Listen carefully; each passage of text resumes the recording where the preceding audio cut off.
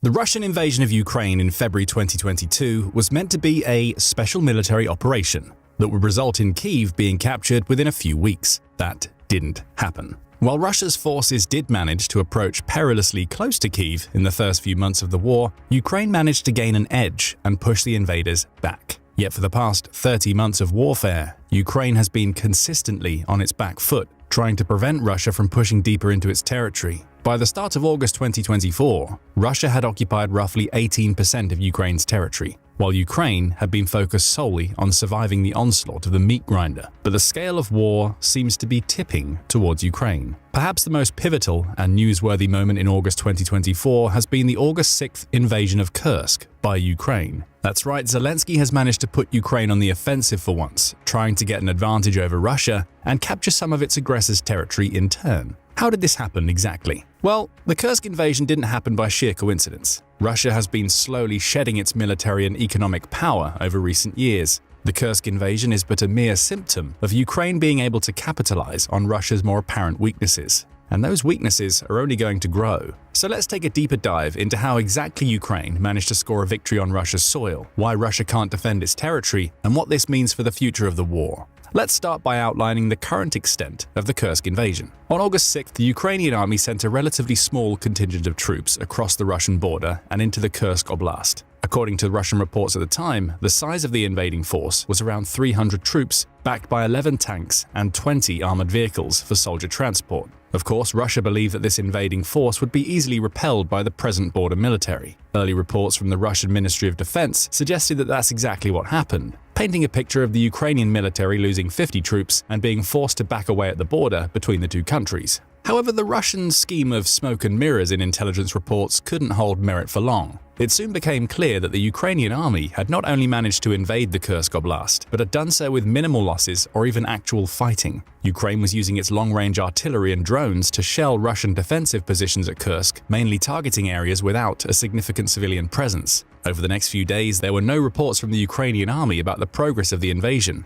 and the reports from Russia became increasingly frantic. By August 9th, it was clear that Ukraine had managed to push through the border, occupying an area between 6 and 25 miles into the territory of the Kursk Oblast, depending on the news sources that were covering the event. Regardless of the extent of the Ukrainian occupation of Russian territory at the time, one thing was clear. Ukraine had somehow managed to plow its way into Russia, and it looked like they weren't going to stop anytime soon. What followed was, frankly, a mess of Russia's incompetence and the Ukrainian army's superior experience. Rather than fighting their way through the Kursk region, the Ukrainian invasion was a set of small skirmishes followed by a sweep of Russian troops surrendering as they were being surrounded. 10 days into the invasion, one of the Ukrainian prisons reported that it had already processed over 300 Russian soldiers as prisoners of war, and the warden stated that the number would likely reach thousands long before Ukraine ended the Kursk campaign. So what exactly happened to cause such a distinct difference in combat styles between the Ukrainian invasion of Kursk and the constant back and forth that's going on inside the Russian-occupied pieces of Ukrainian land? The answer is a bit complex, but it can be boiled down to Russia slowly running out of soldiers. Let's start with the more obvious route, the Russian troops stationed in Kursk. According to the prison that's processing the Russian POWs, nearly 80% of the new arrivals were fresh conscripts, who likely had only a few weeks or months of surface-level military training. If the trend follows throughout the entire Kursk region, it's safe to say that Russia has basically been forced to send its newest recruits to guard the border regions that didn't see much fighting at the time. Considering that Russia has been adamant about pushing deeper into Ukrainian territory, it's likely that the more experienced and better equipped troops are being sent to the front lines closer to Ukrainian cities. It's not a terrible tactic per se, but it's shown that Russia does have a few kinks in its military that it can't solve. Why is this important? Well, numbers matter, and Russia should have had a clear numerical advantage. At the start of the invasion, Russia's population was roughly double the size of Ukraine, and similar discrepancies existed in the size of the country's militaries and available manpower. With roughly double the number of soldiers available, Russia theoretically had a significant upper hand in the invasion. But Russia has also been losing both troops and available manpower at an alarming rate. According to Ukrainska Pravda, a news outlet that outlines Russia's daily personnel and equipment losses, the Russian army has suffered over 600,000 casualties over the past 30 months of warfare. That's roughly double the number of troops Russia had at its disposal when invading Ukraine in February 2022. Effectively, Russia has churned over multiple generations of conscripts to try to win over Ukraine, and its efforts were paltry in comparison. While Ukraine did lose roughly 18% of its territory so far to Russian occupation, 2024 was a relatively stagnant year. Russia was forced to fall back at the end of 2023 and didn't mount a significant offensive campaign until May. And Russia's summer campaign of 2024 was undoubtedly a significant failure. Russia is purported to have lost 70,000 troops over the course of 2 months, setting up a precedent of losing between 1,000 and 1,200 soldiers per day. Worse yet, Russia doesn't seem to be getting better at keeping its troops intact, with the casualty rates refusing to fall below 1,000 per day for months, even after the main stage of the summer campaign can be considered over. Russia did manage to make some progress over the year, but it's not nearly enough, especially when compared to the sacrifices made. According to a report by The Telegraph, Russia has occupied an additional 450 square miles of Ukrainian territory between January and July 2024. This includes the large failure that was the summer campaign. But fast forward to today, and Ukraine has managed to occupy 390 square miles of territory in the Kursk Oblast. Even more importantly, there are clear options for Ukraine to cut off a large swathe of the region south of the River Seine by bombing bridges and other vital infrastructure that connects the area to the rest of the region. If Ukraine retains control of the territory to the east, i.e. going close to Sudza, an administrative center for a sub-region, it can surround the Russian forces south of Seine. If the trend of recruits surrendering before the incoming Ukrainians continues, it can occupy a much larger swathe of territory relatively bloodlessly and gain more POWs in the process. Effectively, Ukraine has the potential to occupy more territory in a month than Russia has managed in 7 months, all the while being on the defensive in its homeland. This neatly showcases the differences between Russian and Ukrainian militaries, especially in terms of technology access and troop quality. Ukraine has managed to make do with a much smaller force, backed by several waves of aid from NATO and other countries around the globe, which provide vital military equipment, ammunition, training, and economic relief. For example, both Russia and Ukraine were forced to use Soviet-era equipment and ammunition, particularly as their main battle tanks and mid-range artillery. Russia's advantage in that aspect was the fact that it was probably the only country that could feasibly make more of the ammunition suitable for these weapons. On the other hand, Ukraine was using up its limited supply of Soviet-era ammo quickly.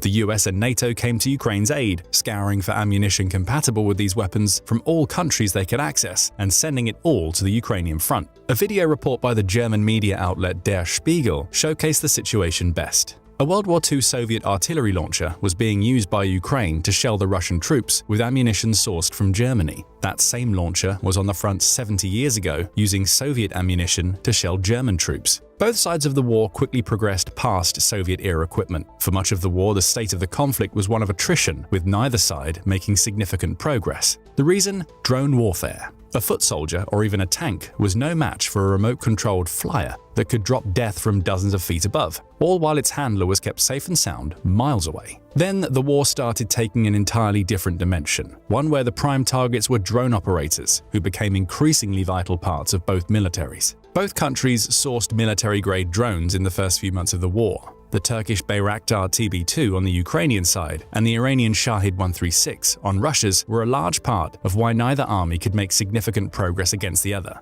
The TB2 had the advantage over US drones by being nearly 6 times cheaper to buy, while still boasting the ability to cruise independently and slot a few remote-deployed air-to-ground munitions. It allowed Ukraine to make devastating strikes relatively deep into Russian territory, cutting off the Russian army from supplying the occupied pieces of Ukraine. On Russia's side, the Shahid 136s were used to pressure the Ukrainian forces by being relatively disposable one-way kamikaze drones. Additionally, Russia had the economic and industrial capacity to manufacture drones that closely resembled the 136s, giving it an independent supply compared to Ukraine. By comparison, commercial drones were used on both sides to great effect. Since the base models were relatively easy to purchase for both sides, typically sourced from China in one way or another, both armies had a relatively stable supply. Modifications to convert the drones into kamikaze drones were also relatively simple. Eventually, both Russia and Ukraine relied on existing drone designs and sought to improve them. For example, the Skyton Raybird 3 is one of the newest generation drones made entirely in Ukraine. It boasts the ability to fly over 1,550 miles per mission and makes precision strikes on vital military compounds by dropping an air-to-surface munition, all guided by the drone operator and assisted by AI. Additionally, the Raybird 3 included several defensive measures that the Ukrainian army could leverage as an advantage in the increasingly tech-dependent war. First, the drone could be deployed remotely. With the deployment system disassembled a few minutes after the launch, this minimizes the enemy's chance to detect where the drone was launched from and retaliate, which makes it far safer for the drone operator and support crew. Secondly, the drone was designed with anti-interference technology, something that both sides of the war have started using as second nature as drone strikes escalated over the previous year. But drone warfare is just one part of the technological equation. NATO has been approving bolder plans to outfit the Ukrainian army with more advanced vehicles and military equipment. These include the M1 Abrams tank, one of the most modern main battle tanks available to the US military, and the F-16, a fourth-generation all-purpose fighter that heavily outmatches Russia's Su-27s of the same generation. Various NATO countries have joined forces and supplied 65 F-16s to Ukraine, while Zelensky had suggested that the country will need at least another 100 F-16s to have a fighting chance. The F-16s started taking flight in August 2024 after NATO provided months of training for Ukrainian fighter pilots. What does this mean for the state of the war? Since Russia has lost hundreds of aircraft and helicopters over the past 30 months, more than 300 of each, according to Ukrainska Pravda, the new contingent of F-16s will allow Ukraine to gain more of a foothold in its own airspace and provide vital support for its troops across the country. This means that Ukraine's improving air combat or long-range drone capabilities will allow it to put even more pressure on Russian ground forces. It creates a precedent where Ukrainian gains could be more permanent in nature compared to Russia's, which will be vital in helping Ukraine win the war. But as we mentioned before, it's not just the Russian military that's taken a hit over the course of the war. A large part of why Russia is stumbling now is because its economy has been tailored to focus on the military efforts, cannibalizing all other industrial sectors as a result. Let's take the country's governmental efforts as an example. More than 30% of the government's budget has been allocated to the national defense and military, a figure that is far beyond what other modern countries are used to. In terms of GDP, it means that Russia is spending roughly 7% on national defense. Compare this with the US at 3.5%, or the NATO average at around 2.7%, and you can easily see that Russia is trying to pull itself out of the hole it dug by running full steam ahead into military budgeting. Of course, Russia has been able to allocate so much of its budget to its military due to it being one of the largest suppliers of oil and natural gas worldwide. It was previously one of the EU's biggest trading partners for these precious resources. After the invasion started and the EU reduced its dependence on Russia's gas and oil, China and India took over as the largest importers of these resources. Throughout 2022 and 2023, Russia's economy was even seemingly better than those of Western nations, outpacing the predictions made by the International Monetary Fund, or IMF. In fact, Russia is one of the few countries whose economy grew in 2023. Which can be largely attributed to the fact that it managed to get good trade deals with China and reduced its dependence on trade with NATO countries. However, the reliance on the energy sector came with significant downsides. As the magnates in the industry grew richer and could open more positions to fill new roles, people from other sectors, such as manufacturing and agriculture, came to work in the energy sector, leaving the previous ones underpopulated and struggling to meet demands. As a result, China became one of Russia's biggest trading partners in many consumer products, including cars, tractors, and smartphones, completely dominating Russia's manufacturing industries due to lower prices. In contrast, China's trade deals with Russia were also heavily favored toward China, with China getting natural gas at nearly half the price that the EU was paying just a year before. The favorable winds of trade with China didn't last long. While the trade between the countries rose by over 26% in 2023, reaching a record high of $240 billion in yen and rubles, the growth for July 2024 is estimated to be only 1.5% over the previous year. A contributing factor may be that the Chinese imports of crude oil and gas have fallen by 7% compared to the previous year. This could be explained by China extending its global trade efforts by focusing on the Belt and Road Initiative, which ultimately aims to provide China with ready access to Middle Eastern oil. While most of the plans were put on hold due to the invasion, China's ambitions mean they're likely to resume the efforts in case the war goes on. But more on that tidbit later. If China ultimately succeeds in cutting the flow of Russian gas and oil, Russia would end up having very few buyers, which could topple the energy industry overnight. This could be devastating to Russia's economy, since we already mentioned that the other industries have started taking hits as more people left to work in the energy sector. But that's only one sector in which Russia is experiencing loss of manpower. Another major drain that Russia has experienced as a result of the invasion is severe emigration. Immediately after the invasion began in February 2022, Russian citizens were scrambling to leave the country to avoid being drafted or subjected to the pro-war authoritarian regime heralded by Putin's ideology. According to some estimates, roughly 200,000 people left the country within the first few months. By the end of 2022, the number of Russian emigrants has been estimated to be close to 1 million. According to Russia's Alpha Bank, the country has lost roughly 1.5% of its available workforce from emigration alone. The people who left Russia were typically high-skilled blue-collar workers, so Russian companies suddenly experienced severe staff shortages. These numbers have to be compounded with the countrywide conscription efforts over the course of the war. According to some estimates, Russia's military has roughly 1.3 million active personnel, with another 2.4 million support personnel and 2 million reserve troops. It's a significant part of the potential workforce being driven to the front and used as fodder for the meat grinder that is the war of attrition against Ukraine, where unmanned drones and long-range strikes reign supreme. To put another spin on Russia's economy, or lack thereof, Reuters suggests that Russia has a shortage of roughly 4.8 million workers. That's close to 5 million job openings that remain untouched since the country has no capable people to fill them. The country's borders with the Western world are completely closed, and a significant chunk of the emigrants don't have plans to return to the country regardless of how the war ends. All things considered, Russia's economy might look good at a glance, but it's being propped up by unreasonable measures and is largely considered to have gone past the point of no return. With the economy being so dependent on pieces effectively outside of Russia's control, it would take only a few moves by Russia's largest trading partners to cripple the country in the long run. So far, we've spoken at length about Russia's failing economy, but surely Ukraine isn't doing much better, right? Well, the answer is both yes and no. Ukraine has arguably been hit much harder by the war economically. The country is spending upwards of 37% of its GDP on national defense and military, making it the 8th-ranked country in the world in terms of military spending. At the same time, Ukraine has been on the receiving end of generous international aid packages. According to the U.S. Council of Foreign Relations, the U.S. has allocated $175 billion in foreign aid to Ukraine, $107 billion of which is direct financial aid. The rest is used internally in the U.S. to manufacture weapons and ammunition, pay for staff, or send to Ukraine's neighboring countries which are housing displaced citizens, such as Poland. On the other hand, the Kiel Institute reports that the European countries have allocated a total of 110 billion euros, roughly $122 billion, to Ukraine, whether through a combination of direct financial aid or bilateral agreements, with another $85 billion left to be allocated. Altogether, the US and European countries have spent more than $350 billion supporting Ukraine, and that only accounts for direct aid agreements.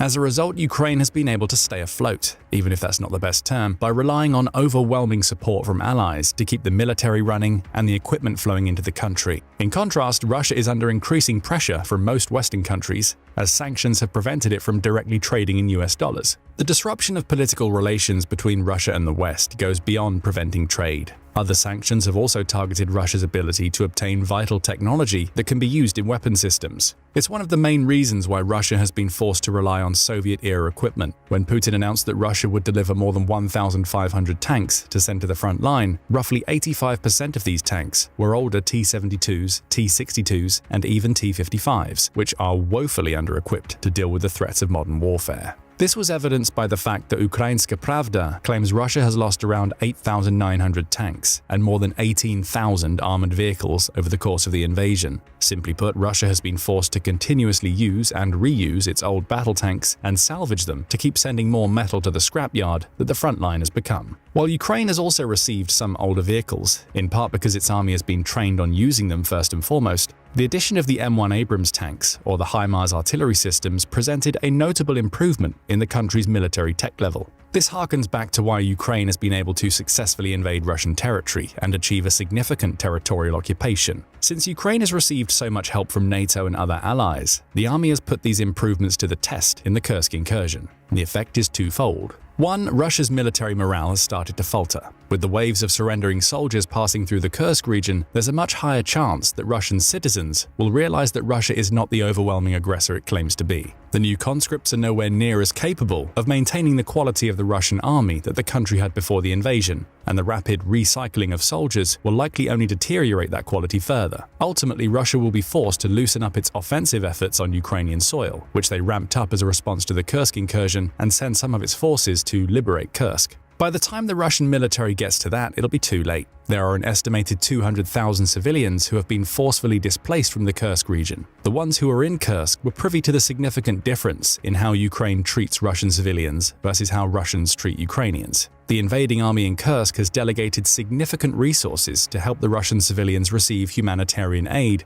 with the help of international organizations. In contrast, the early months of the Russo-Ukrainian War saw multiple Ukrainian cities being shelled indiscriminately. Even today, Russia is still launching strikes on Ukrainian hospitals, an act that goes against the Geneva Convention. Furthermore, the war has been disproportionately affecting Russian minorities. The conscription efforts so far have targeted the poorer, less urban areas of the country, promising wages that are double or triple the national average. Conversely, Moscow has been largely unaffected by conscription, but has seen a significant brain drain as part of the emigration waves. When push comes to shove, Putin might be forced to use Muscovites in the army, and the remaining residents of Russia's capital might finally get a sense of how the country has fared over the past 30 months. If, or more likely when that happens, the entire regime in the country might fall due to internal rather than external pressure, and we might finally see Putin forcefully removed from office. The other advantage Ukraine has received as a result of the Kursk incursion is media coverage. The country's previous efforts were focused on protecting its existing territory and pushing back against the Russian onslaught. By showing that the Ukrainian army not only has the means to repel Russia, but to inflict significant losses in a counter-invasion, the Western interest in the war has likely peaked. If there were any doubts about Ukraine being able to stand against Russia,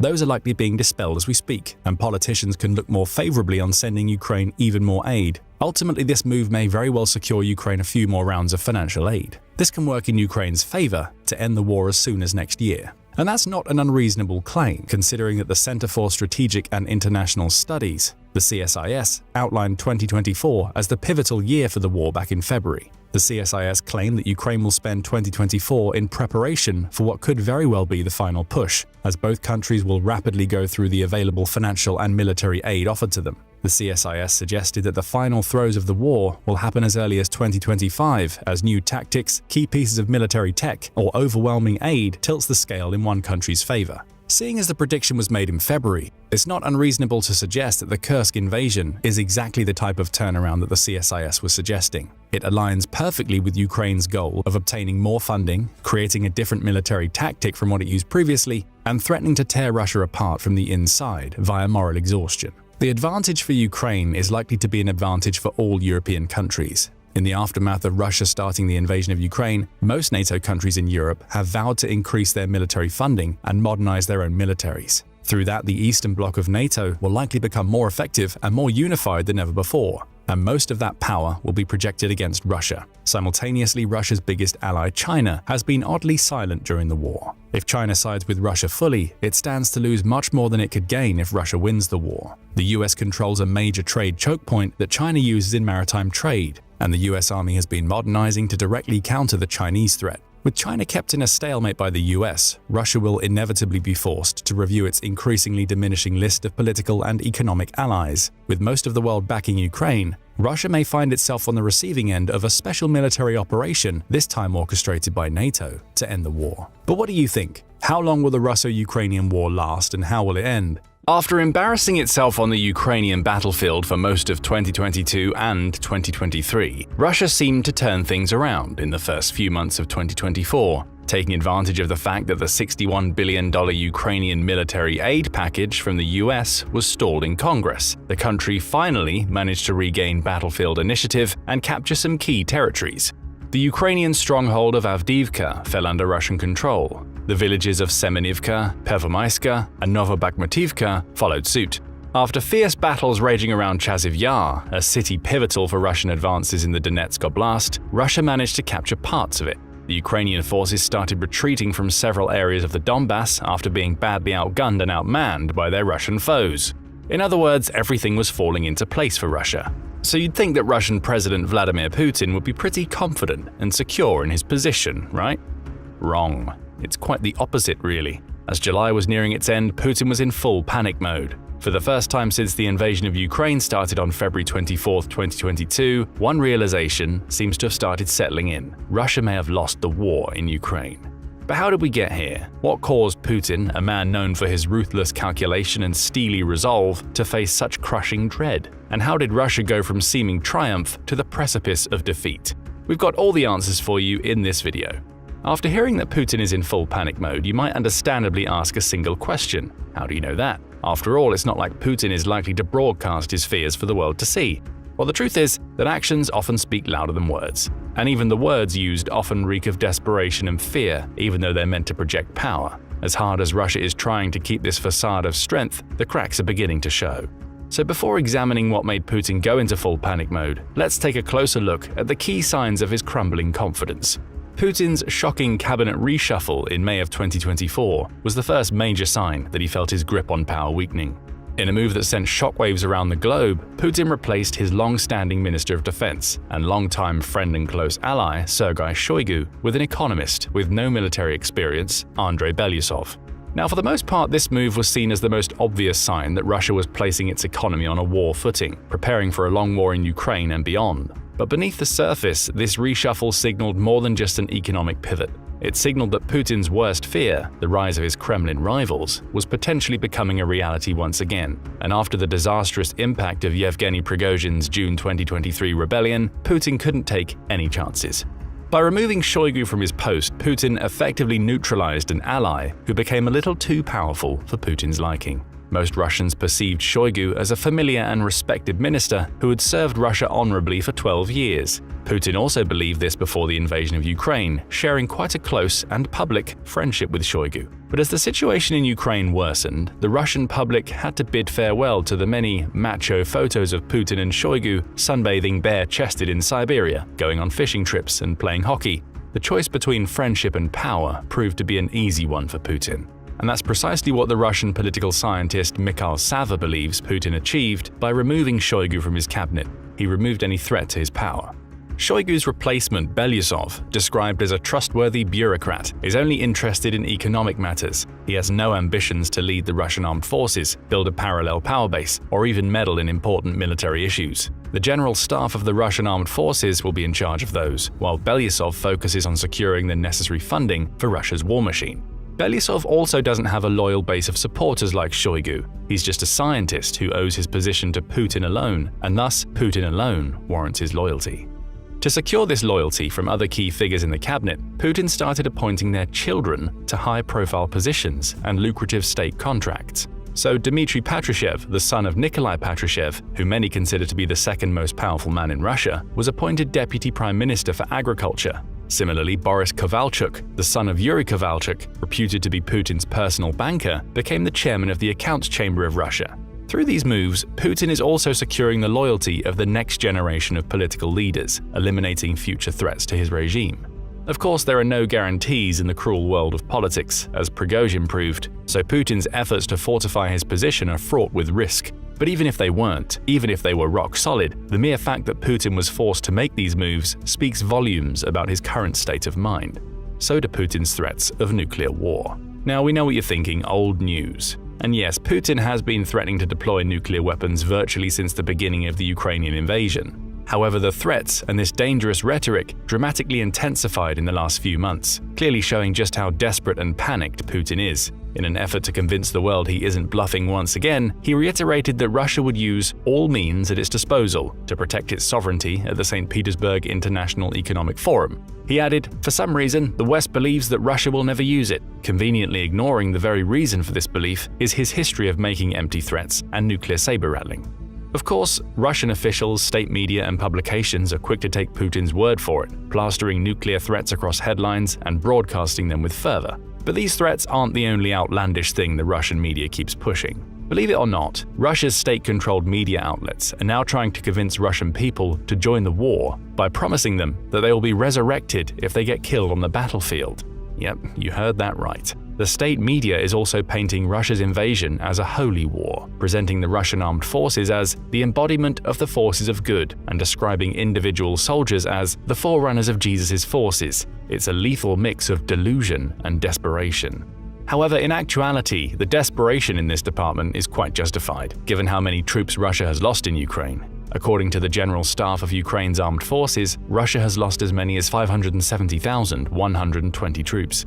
Combine this staggering number of casualties with the two waves of forced mobilization, 137,000 troops in August 2022 and 170,000 troops in December 2023, combined with the 300,000 Russian citizens who had fled the country, and it becomes obvious that the Kremlin is facing a dire manpower crisis. The fact that he's gradually running out of soldiers to send to certain death might have contributed to Putin's apparent readiness to hold peace talks announced on June 14th. While this would surely be monumental news coming from any other warring leader, in Putin's case it's tinged with skepticism, especially when the terms Putin proposes for this peace initiative heavily favor Russia's strategic interests rather than offering any genuine concessions. According to him, fighting would stop if Ukraine would withdraw its troops from the territories of Donetsk, Luhansk, Kherson, and Zaporizhia oblasts and refuse to join NATO.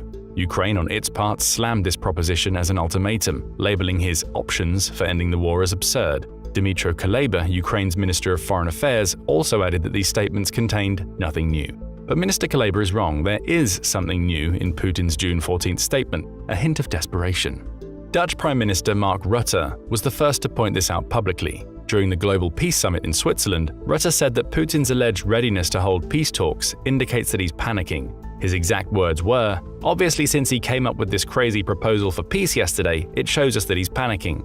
However, Rutte still seems to believe peace is possible for the war in Ukraine and that it could be achieved at a similar summit. In fact, the Dutch official voiced his disappointment over Putin not attending the June 2024 summit in Switzerland, saying, "The train will not move without Russia." To be fair, Russia and Putin weren't invited to attend the Global Peace Summit, which ended up hosting about 100 delegations with 57 heads of state and governments from all over the world. However, the reason why Russia wasn't invited was the country's public flagging that it would not participate.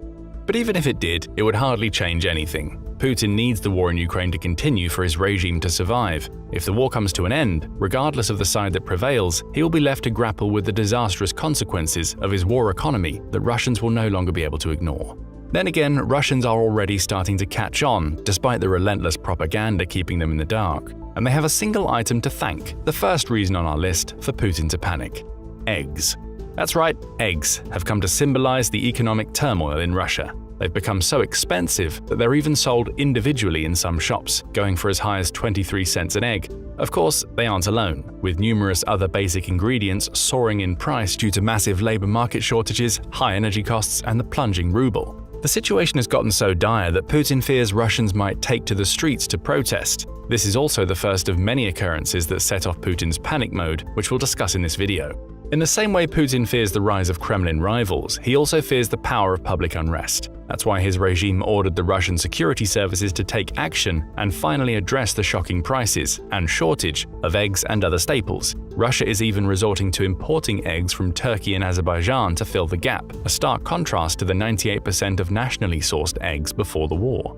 Of course, eggs are far from the only reason why Putin is in full panic mode, and far from the most crucial one. That honor belongs to the second reason on our list, which is that Ukraine is now allowed to use Western-supplied weapons to strike targets on Russian soil. This monumental decision came in May 2024, when ally after ally started giving Ukraine the green light on the matter, instantly sending Putin into full panic mode. You see, before May, Ukraine was only allowed to use Western-supplied weapons on Russian targets within Ukrainian territory, that is, the parts occupied by Russia. This allowed Russia to wreak havoc all across Ukraine, while Ukraine was only allowed to respond within the confines of its own borders. With this new change of policy, Ukraine can use a wide variety of advanced weaponry to strike Russian targets beyond the occupied Ukrainian regions. However, there's also a major but involved. Ukraine can target Russian territory, but only within specific areas and military targets. For instance, the Russian armed forces launched a massive offensive in the Kharkiv region on May 10th, so the US allowed Ukraine to hit the Russian targets surrounding this border region, which were heavily involved in carrying out this offensive.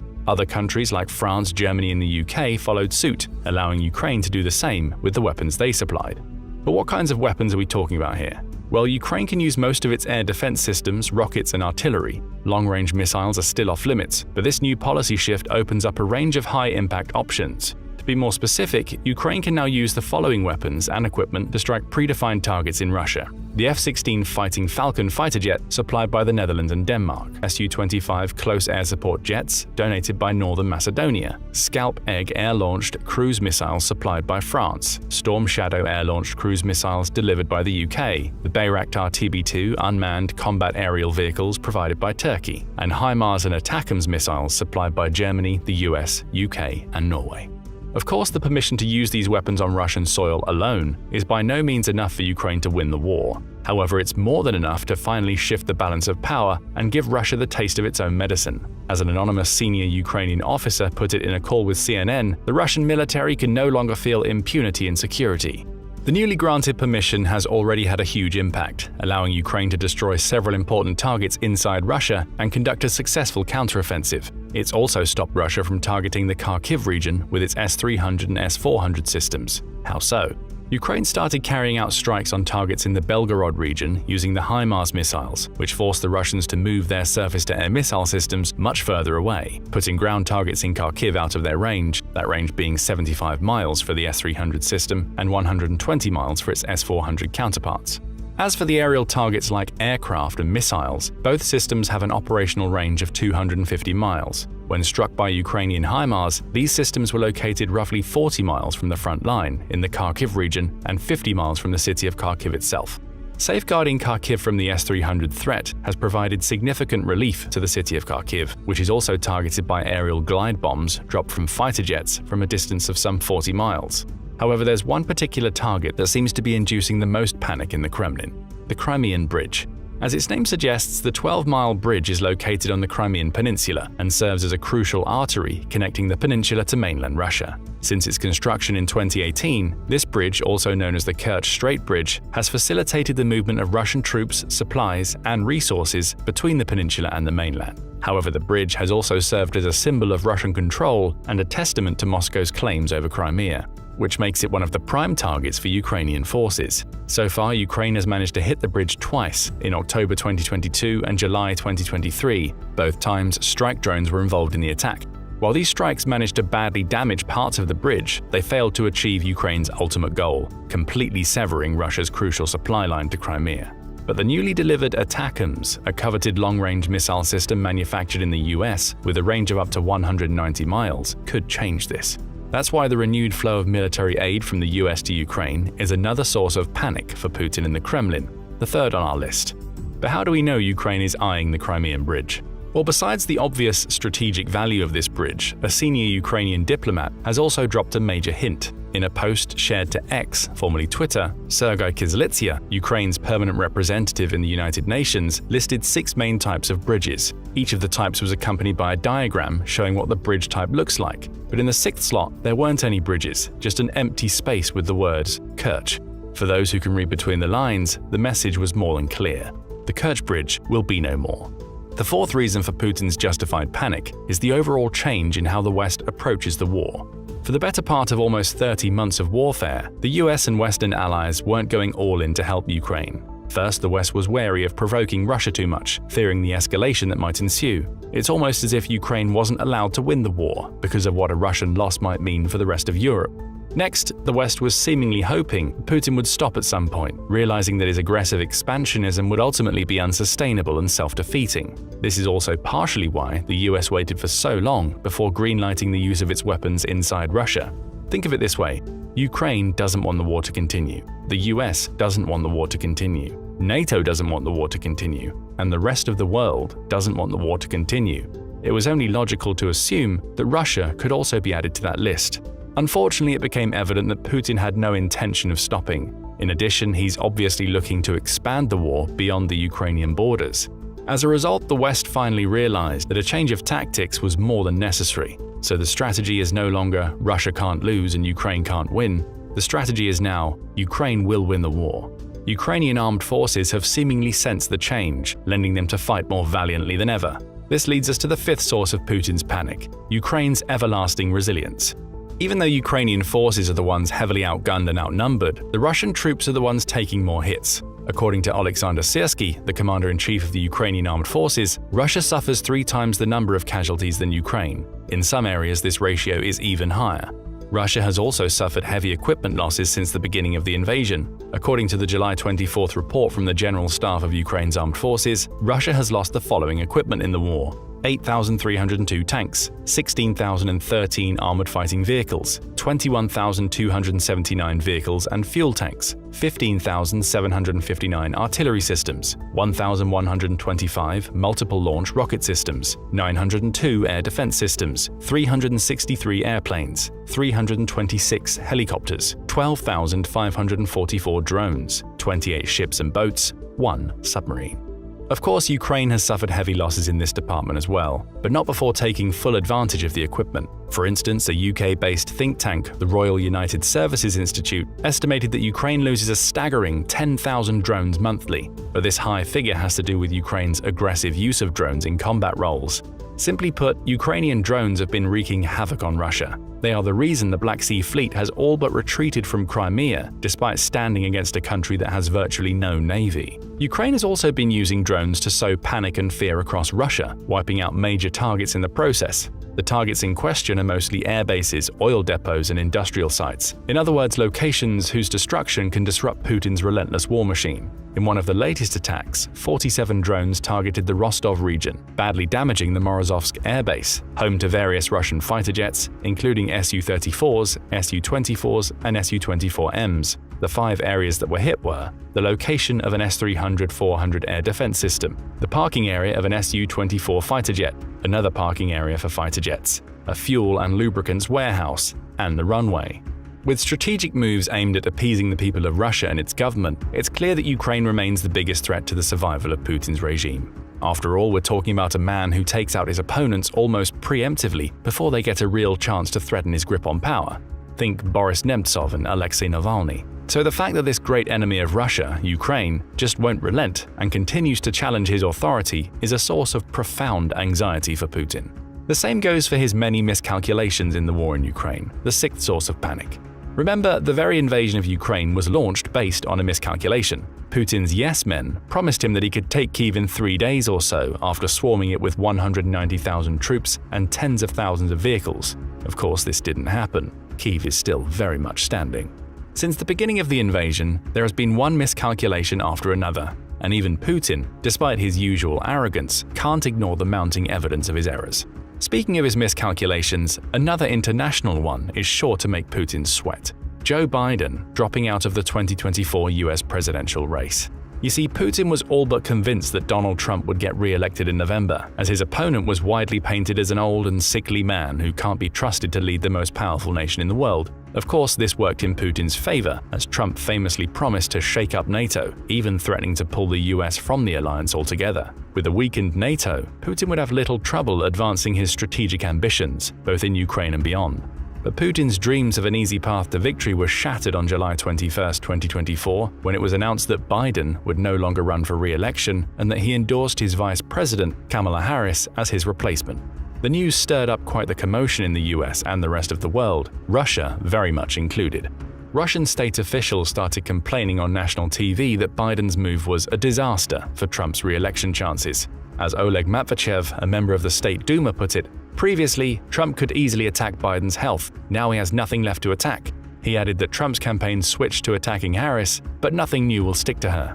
Of course, the US presidential race is far from over, but it's easy to see why Putin and those around him are panicking. If elected, Harris's policy toward Ukraine is likely to remain similar to Biden's, which means support for as long as it takes. Harris has previously attended 3 consecutive Munich security conferences, meeting with Ukraine's President Volodymyr Zelensky at each. Though her first appearance was 5 days before the full-scale invasion started, Harris used the other 2 meetings with Zelensky to reiterate US support for Ukraine. Harris has also continuously reiterated that Russia must pay for its war crimes, which shouldn't be surprising, given her background as Attorney General. She also insists that the only way for the war in Ukraine to end is with Ukraine as a nation that is free, democratic, and independent. So there you have it. Putin's full panic mode now makes much more sense, doesn't it? But the good news is that the West still has a few cards up its sleeve, which could easily push Putin into an even deeper state of desperation. The first is to allow Ukraine to hit more targets using Western-supplied weapons. Though lifting all limitations is the ultimate goal, even a simple expansion beyond areas directly targeting Ukraine would do wonders for the country's war effort. Ideally, Ukraine should be able to hit Moscow, because there's no more important city in the entire country. Russia is Moscow, and Moscow is Russia. For now, the people of Moscow are mostly unaware of the war raging some 500 miles away. Sure, they've experienced the fluctuating economy, but they have no idea of the full scale of devastation and chaos unfolding in Ukraine. The Russian elites were a bit shaken when the war first started, but by now they're used to it, giving it no second thought in their day-to-day lives. So the only way to truly get to Putin is to make Russia feel the war. As the Ukrainian historian Yuri Felshtinsky puts it, Felshtinsky believes that it's also the only way to ultimately defeat Russia and prevent further escalation. The West, and the US in particular, can also instill more fear in Putin by providing additional military aid to Ukraine.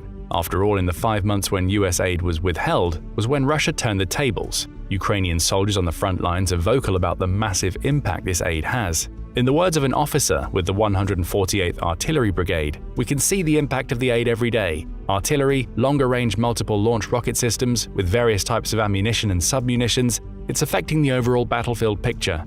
The last thing that the West can do to make Putin sweat doesn't have anything to do directly with Ukraine. It refers to changing the regime in Belarus, Russia's only remaining ally in the region. While Alexander Lukashenko is in power, Putin will continue using Belarus as a starting point for his military operations in the region, potentially advancing against the entirety of Europe.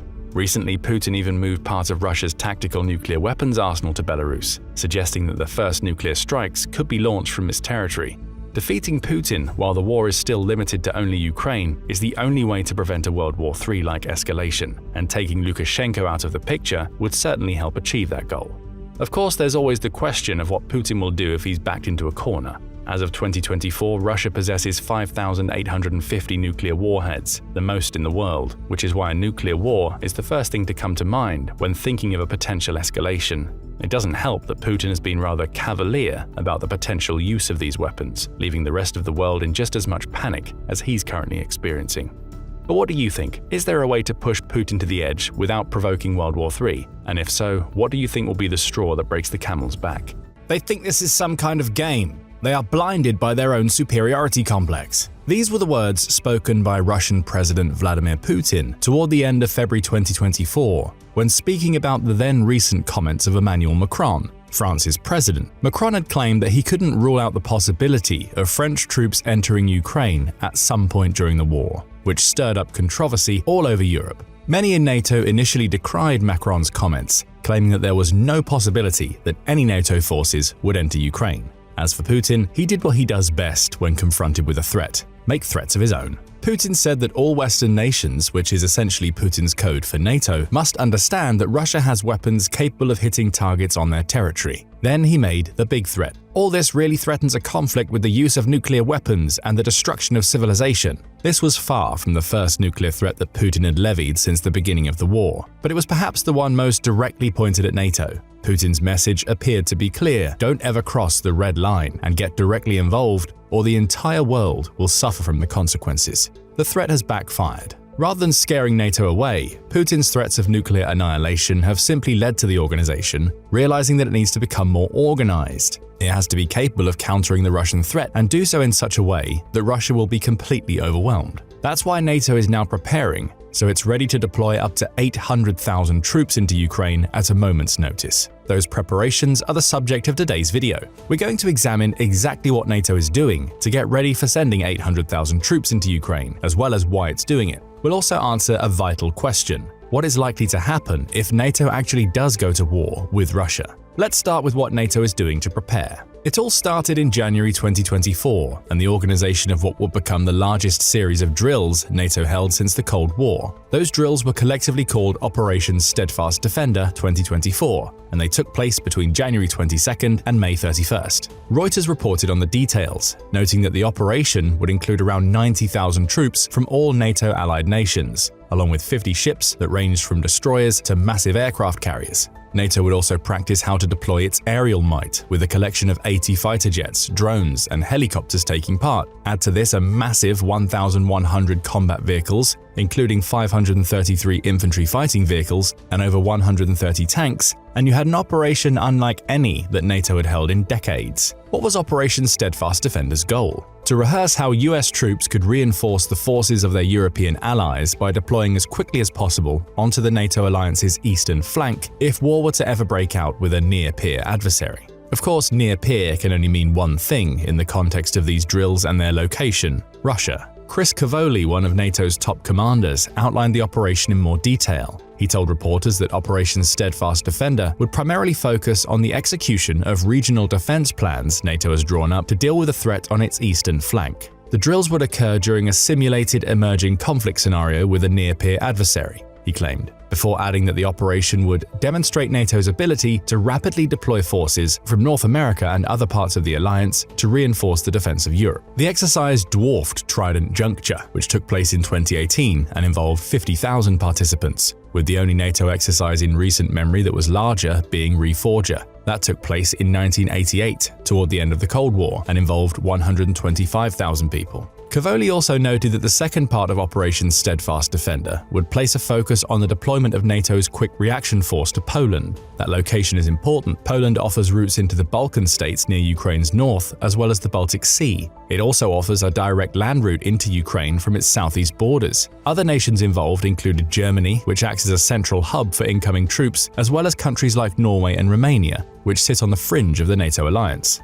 Think of Operation Steadfast Defender as a prelude of what may come. It was NATO standing directly in front of Russia to say that it was ready to deploy massive numbers of troops rapidly to deal with any threat it could pose in Europe. It was also a response to the threats Putin had been making since the outbreak of the Ukraine war. Granted, the operation was planned to start before Putin made his February threats in response to Macron's comments. However, it's telling that these threats gave NATO no pause for thought during the rest of the operation. It continued through to mid-May regardless. Still, it was only 90,000 troops. That's a number Russia could potentially deal with, especially given that Russia is likely preparing to enforce a second round of mobilization that could add 300,000 soldiers to its forces in Ukraine by the end of 2024. But as we said, Operation Steadfast Defender was just a prelude. NATO's real plans are far grander, and they involve preparing to deploy as many as 800,000 troops to counter the Russian threat. In July 2024, Newsweek reported that the German newspaper Der Spiegel had claimed to get its hands on top-secret military documents from NATO.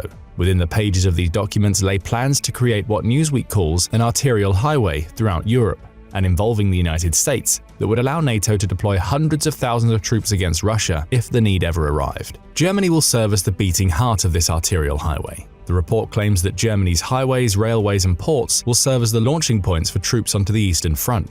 They'll offer not only direct passage into Ukraine, but also enable NATO to transport troops into Poland and to bases in countries like Romania. If you recall from Operation Steadfast Defender, these were the countries that were directly involved in NATO's troop movement exercises during the first half of 2024. Newsweek's report goes on to point out that the arterial highway won't just be the transportation method used by up to 800,000 NATO soldiers. It will also enable the transportation of weapon systems, as well as around 200,000 armored vehicles and tanks. Most worryingly of all for Putin, the plans would enable them to move all of these soldiers and their equipment to the Eastern Front within 3 to 6 months. Two aspects of Germany's logistical infrastructure will make these plans possible: its ports on the North Sea and the A2 highway. Starting with the ports, the Center for Eastern Studies says that Germany maintains 19 seaports that open out into the North Sea. For context, this is a body of water to which Russia doesn't have easy access. To reach the North Sea, Russia would have to sail through the Baltic Sea, risking bombardment from Estonia, Latvia, Lithuania, Finland, and Sweden, all NATO allies, as it does. Or it would have to head north before doubling back on itself via the Norwegian Sea, which means attempting to bypass Norway, another NATO ally, before entering a sea that's bordered by the UK, Germany, Holland, and Denmark. In short, the North Sea is very difficult for Russia to control. Returning to Germany's seaports, they vary in size to include massive international hubs such as those in Hamburg and Rostock, to regional ports including Wismar and Nordenham. All would play crucial roles in deploying 800,000 troops to the Eastern Front. Not only could the ports welcome troops from the previously mentioned European countries, which would then be deployed via the land-based transportation routes, but they would also be the main point of entry for US soldiers. America would send its troops via the North Atlantic Ocean, arriving in the North Sea and into Germany. Add the ability to send transports into the Baltic Sea, which would carry troops into the Baltic states and Poland, and then onto Germany, and you have a powerful waterborne infrastructure in place. Then comes the A2 highway, also known as the Bundesautobahn 2. Starting in the city of Oberhausen in Germany's west, this highway stretches for about 300 miles to reach the outskirts of Berlin in Germany's east. Crucially, it ends close to the German border, providing a means for sending soldiers into Poland and then possibly onto the Baltic states to reinforce the Eastern Front. But there's a problem with the A2 highway. The route includes 230 bridges, all of which would be obvious targets for Russia in its efforts to prevent NATO from mobilizing. Taking out even a handful of those bridges, while not making the A2 useless, would force the hundreds of thousands of troops using it to divert onto other roads, thus slowing their deployment. NATO's plans have built-in contingencies for just such a situation. Bases are to be constructed along the entire highway to house, resupply, and feed the thousands of troops who will use it to travel. These small bases are going to be so frequent that any transport using the A2 will have the option to stop every 1,000 to 1,640 feet to resupply and rest. For context, the A2 is 300 miles, with each mile being equivalent to 5,280 feet. That would mean about 5 places to resupply every mile, adding up to a staggering 1,500 resupply points built into the main ground-based route that NATO will use to transport its 800,000 troops. Of course, that doesn't necessarily solve the bridge targeting problem. A Bundeswehr Homeland Defense Command spokesperson highlighted that when speaking about the leaked plans a couple of days after they were published. The planning takes into account not just one motorway as an axis of movement through Germany, the spokesperson claimed, but also many motorways and federal highways. In short, the A2 is just one example of several highways Germany is going to reinforce with masses of supply points to enable the transportation of NATO troops. There are other contingencies in place. A month before the NATO documents were leaked, the UK newspaper The Express revealed that NATO was in the process of creating 5 superhighways that stretch throughout Europe. Again, Germany will be the hub. 5 of its North Sea ports will welcome hundreds of thousands of soldiers from the US and other parts of Europe. However, other routes will be made available. One would see American troops land in the Netherlands, after which they'll be transported to Germany via train before using the same mode of transport to reach Poland. There will also be backup ports in Italy, Greece, and Turkey, with discussions in place for the 5th port to be stationed in Norway. 5 more options beyond Germany for landing troops. Those who alight in Italy could likewise use trains to move into Germany before moving on. Greece and Turkey would give NATO's troops the option to approach Russia via the Mediterranean, while offering the possibility of transporting troops by land into Bulgaria and Romania. As for a Norwegian port, it would offer an easy route into the Baltics via Sweden and Finland, as well as a potential passage into the Baltic Sea. Crucially, none of these corridors would be limited by local rules and regulations. All would allow free transport for NATO soldiers, cargo, and equipment without any need for hold-ups at borders. Newsweek provided more details about these land corridors in a June 2024 report. It noted that the plans for these land corridors have been in the making for decades. Italy will link to Slovenia, Croatia, and Hungary, for instance, with plans to also open the Dutch port city of Rotterdam to be used by the NATO alliance. Combined with Germany's focus on superhighways and becoming a hub for troops arriving via the North Sea, a complex logistical web emerges. Half a dozen countries, once Norway is added into the mix, will serve as landing points for troops from the US and the rest of Europe. Each will provide different passageways to the Eastern Front, creating contingency upon contingency. If Russia does happen to take out bridges on the A2 highway, for instance, it'll still face the prospect of troops flooding in through Italy, Holland, Greece, Turkey, and several other countries. The idea is simple: create so many entry points that Russia isn't able to prevent the mass deployment of troops. But that brings us to another question. Why is NATO working so hard to create and reinforce this logistical network? After all, it's not like there isn't already a heavy US presence in Europe. America's military already has 100,000 people stationed throughout Europe who are there to help defend the continental states, provide a quick crisis response, and handle training duties. The US Navy also has its 6th Fleet stationed in Italy, along with the revived 2nd Fleet operating in the North Atlantic. Add to this the bolstering of the American footprint in Europe between February 2022, the month of Russia's invasion of Ukraine, and today with the addition of another 20,000 troops, and you already have a substantial presence. The problem is twofold. That presence may not be enough, and European countries still need to provide ways to properly mobilize those troops in addition to their own. So the first reason NATO is preparing all of these land corridors and options for transporting troops into and around Europe is logistical. Having troops on the European mainland is not the same thing as having them on the Eastern Front, with every day wasted because of shoddy logistical systems being a day that gives Russia another chance to advance or strike the systems that are in place. And that brings us to the second reason for the creation of this vast network.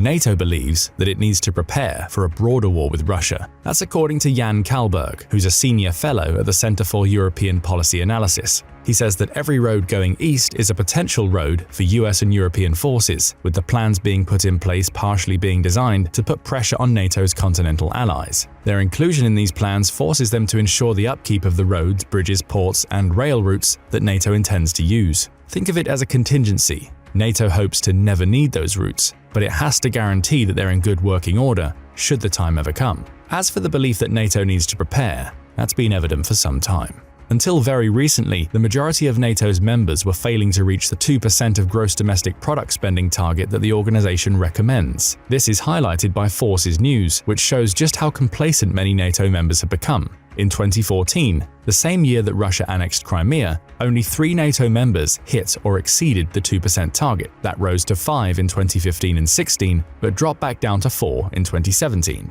Between 2017 and 23, the only time the number of nations hitting the target reached double digits was in 2023, when 10 nations managed to spend 2% or more. Bear in mind that NATO now has 32 members, meaning there were several years where only around 10% of its members were hitting the spending recommendations. As for the 2024 numbers, they represent a massive turnaround. 23 of NATO's members have increased their military budgets to the point where they'll reach or exceed the 2% recommendation. That's enormous news because it showcases that NATO's continental membership is making a concerted effort to prepare militaristically for the prospect of war with Russia. The rhetoric coming out of NATO has also changed during the course of the Ukraine war. In the beginning, NATO was extremely wary of suggesting that Russia's invasion was a signal that Putin may have grander designs for the rest of Europe. That's why so many European nations were so slow to cross the red lines, which are actions that could provoke Russia to provide weapons and permission for Ukraine to use those weapons in Russia. The rhetoric has been changing throughout the war.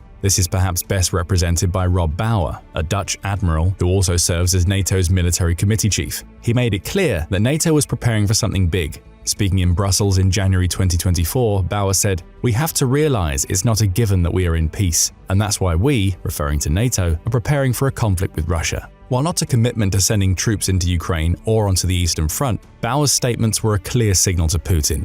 We're getting ready to fight you. That brings us back to the logistical preparations NATO is making. It's one thing to say that you're preparing for war, it's another to demonstrate that fact. One of the reasons Europe is making such in-depth preparations to be able to shuttle 800,000 troops onto the Eastern Front is that it wants to show Russia that it's taking Putin's threats seriously. That's a far cry from the complacency that has gripped Europe for so long. The increases in military spending, the changing rhetoric from NATO's leaders, Operation Steadfast Defender 2024, the largest military training exercise NATO has undertaken since the Cold War, and of course, the leaked plans for transporting troops around Europe. All are signals to Putin that Europe is getting ready for a fight, and that, crucially, it's doing what it needs to do to ensure the US can properly support it in that fight. It's a classic representation of the adage, if you want peace, prepare for war. Speaking of complacency, we come to the third reason why NATO is creating its new logistical network. Its previous rapid response plans simply weren't strong enough to deal with the Russian threat. We can see this from NATO's official documentation relating to its Readiness Action Plan back in July 2016. Just 2 years after the annexation of Crimea, it was clear that NATO wasn't taking the Russian threat as seriously as it should. That plan revealed that the NATO Response Force, or NRF, contained just 40,000 troops. Granted, this was over triple the 13,000 it had in 2014, though even that number shows that NATO was nowhere near ready to quickly react to a Russian attack if it happened. The 2016 Readiness Action Plan showcased a growing NRF, but one that was still far too undersized to handle Russia. It also offered minimal details about the logistics NATO would rely upon to get those troops to appropriate locations. Simply put,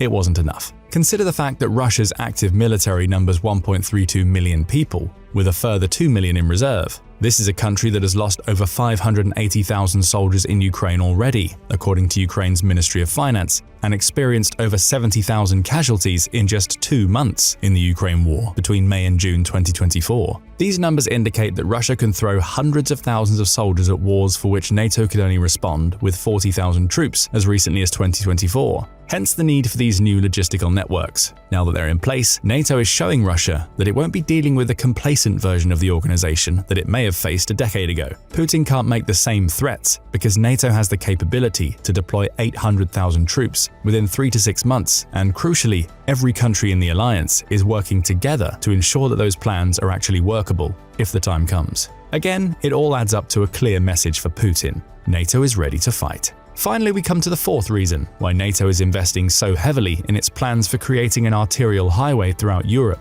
It knows that Russia is capable of hitting almost any target in continental Europe with its ballistic missiles. These targets include bridges, such as those present on the A2 highway, and ports. As of 2021, Russia has 7 operational missiles capable of traveling at least 5,000 miles. These include the submarine-launched Bulava and Shtil, which can travel for 5,157 and 6,835 miles respectively. The other 5 missiles are all intercontinental ballistic missiles, starting with the UR-100, which is capable of traveling for 6,213 miles, and ending with the R-36, dubbed the Satan by NATO, that has a range of 9,941 miles. This is all without mentioning the many missiles Russia has with multi-thousand-mile ranges that fall outside of this top 7. The distance between Moscow and Paris is just 1,764 miles. The distance to Berlin is even shorter at 999 miles. In other words, Putin was absolutely correct in his statements that Russia has missiles capable of hitting targets in every major European city, at least in terms of those missiles' range. Hence the need for the arterial highway. If NATO wants to effectively transport 800,000 troops, it needs to have backup plans available for whenever Russia decides to make use of these missiles. With the arterial highway, NATO now has backup upon backup. All of which brings us to the final question we'll ask in this video. What happens if NATO goes to war with Russia? Thanks to the arterial highway, NATO will be able to instantly transport hundreds of thousands of troops to every key strategic location it may need to fortify throughout Europe. The pathways it has into Poland open it up to the Balkan states, with Lithuania, Latvia, and Estonia likely to serve as the front lines in the ground war. Opening up the options of ports in Norway brings that country, along with Sweden and Finland, into the war, giving NATO a good chance to control the Baltic Sea. And with Mediterranean ports being opened up, NATO will have every potential front covered. Even Turkey could play a key role here. Opening up the Turkish straits to NATO ships would allow NATO to quickly take control over the Black Sea, creating inroads into Crimea as well as another entry point into Ukraine. Speaking of Ukraine, it's worth noting that this is one of the few continental European nations that isn't a NATO member. So not only would Russia have 800,000 NATO soldiers to contend with, but these soldiers will be joined by the 900,000 active military personnel that Ukraine offers. That creates a fighting force of 1.7 million people within months of a war between Russia and NATO starting, around 400,000 more people than Russia has in its active military. Granted, Russia will be able to use conscription and its mobilization efforts to supplement those numbers, but it would still face a combined NATO and Ukraine that has 1.7 million well-trained troops, which will be going up against an army containing increasing numbers of old reservists and conscripts who are poorly trained and rushed to the front lines. In a conventional war, NATO should overrun Russia, at least in Ukraine. It would easily push the Russian fortifications back with the help of Ukraine's forces and create a new front line from which it could attack Russia on its own territory if needed. Add to this that 800,000 NATO troops would just be the starting point. As of March 2024, NATO's members combined to have 3.42 million active military personnel, providing an ample source of manpower to fight against Russia, which is already struggling with training and conscription issues. A conventional war, backed by the arterial highway, should work out in NATO's favor. However, there are a couple of wrinkles to consider. The first of these is that Russia is not without allies of its own. June 2024 saw it sign a cooperative defense pact with North Korea, which contains the condition that one will come to the aid of the other if either faces an attack on its own soil. North Korea has a military of 1.32 million active personnel, though it's likely that these soldiers aren't as well trained as their NATO equivalents. Russia would also face logistical issues in shipping North Koreans over to the war's front, issues that NATO is already handling thanks to its arterial highway plans. Iran and China could also be factors. However, Iran is dealing with issues of its own as the threat of war with Israel looms ever larger. As for China, there's just as much chance that Beijing chooses to sit the war out to focus on its interests in the Indo-Pacific as there is for it to join Russia in a war in Europe. After all, a war between NATO and Russia would weaken both, which is only a good thing for China. The point here is that Russia's allies aren't as organized as the 32 countries that make up NATO. Where NATO can bring 800,000 troops to the fight within 3 to 6 months, it would take Russia much longer to convince its allies to send reinforcements, assuming it could convince them at all. That leaves us with one more thing to consider: unconventional warfare. In other words, even NATO's overwhelming ability to move 800,000 soldiers around Europe quickly doesn't counter the Russian nuclear threat. In desperation, it's possible that Putin could decide to turn to his policy of using nuclear blackmail to control the situation in Europe when faced with the prospect of a war against a rejuvenated and organized NATO. He has the firepower to do it. As the Arms Control Association points out, Russia has 5,580 nuclear weapons, 1,549 of which are strategic warheads that are already targeted at key locations in Europe and the United States. It also has plenty of missiles capable of reaching those locations, as noted before. NATO has counters to this threat as well. Both France and the UK have nuclear arsenals based in Europe, reaching a combined total of 515, many of which are likely targeted at Russia. And of course, the US has 5,244 nukes of its own, with 1,419 of those being tactical warheads. If Putin chose the nuclear option, his predictions on global devastation would likely come true. Whether he's willing to go that far remains to be seen. For now, NATO has plans in place to shuttle 800,000 troops throughout Europe. What do you think of those plans? And do you believe they would help make NATO the clear victor in a conventional war with Russia in the future? Ever since Russian President Vladimir Putin launched his special military operation against Ukraine in February 2022, the war has been marked by a brutal stalemate. Russia floods Ukraine with soldiers and equipment, while Ukraine valiantly defends its territory, occasionally launching counterattacks to reclaim lost ground. For nearly 30 months, this grinding conflict has followed a predictable pattern, largely because Ukraine was restricted from using Western-supplied weapons against targets inside Russia, a move that could have escalated tensions in Europe to a dangerous level. That's all changed. In a dramatic shift, US President Joe Biden, backed by other NATO allies like the UK, has given Ukraine the green light to strike back directly on Russian soil. This bold decision shatters the so-called red line that had held Ukraine back, and it's setting the stage for a turning point in the war.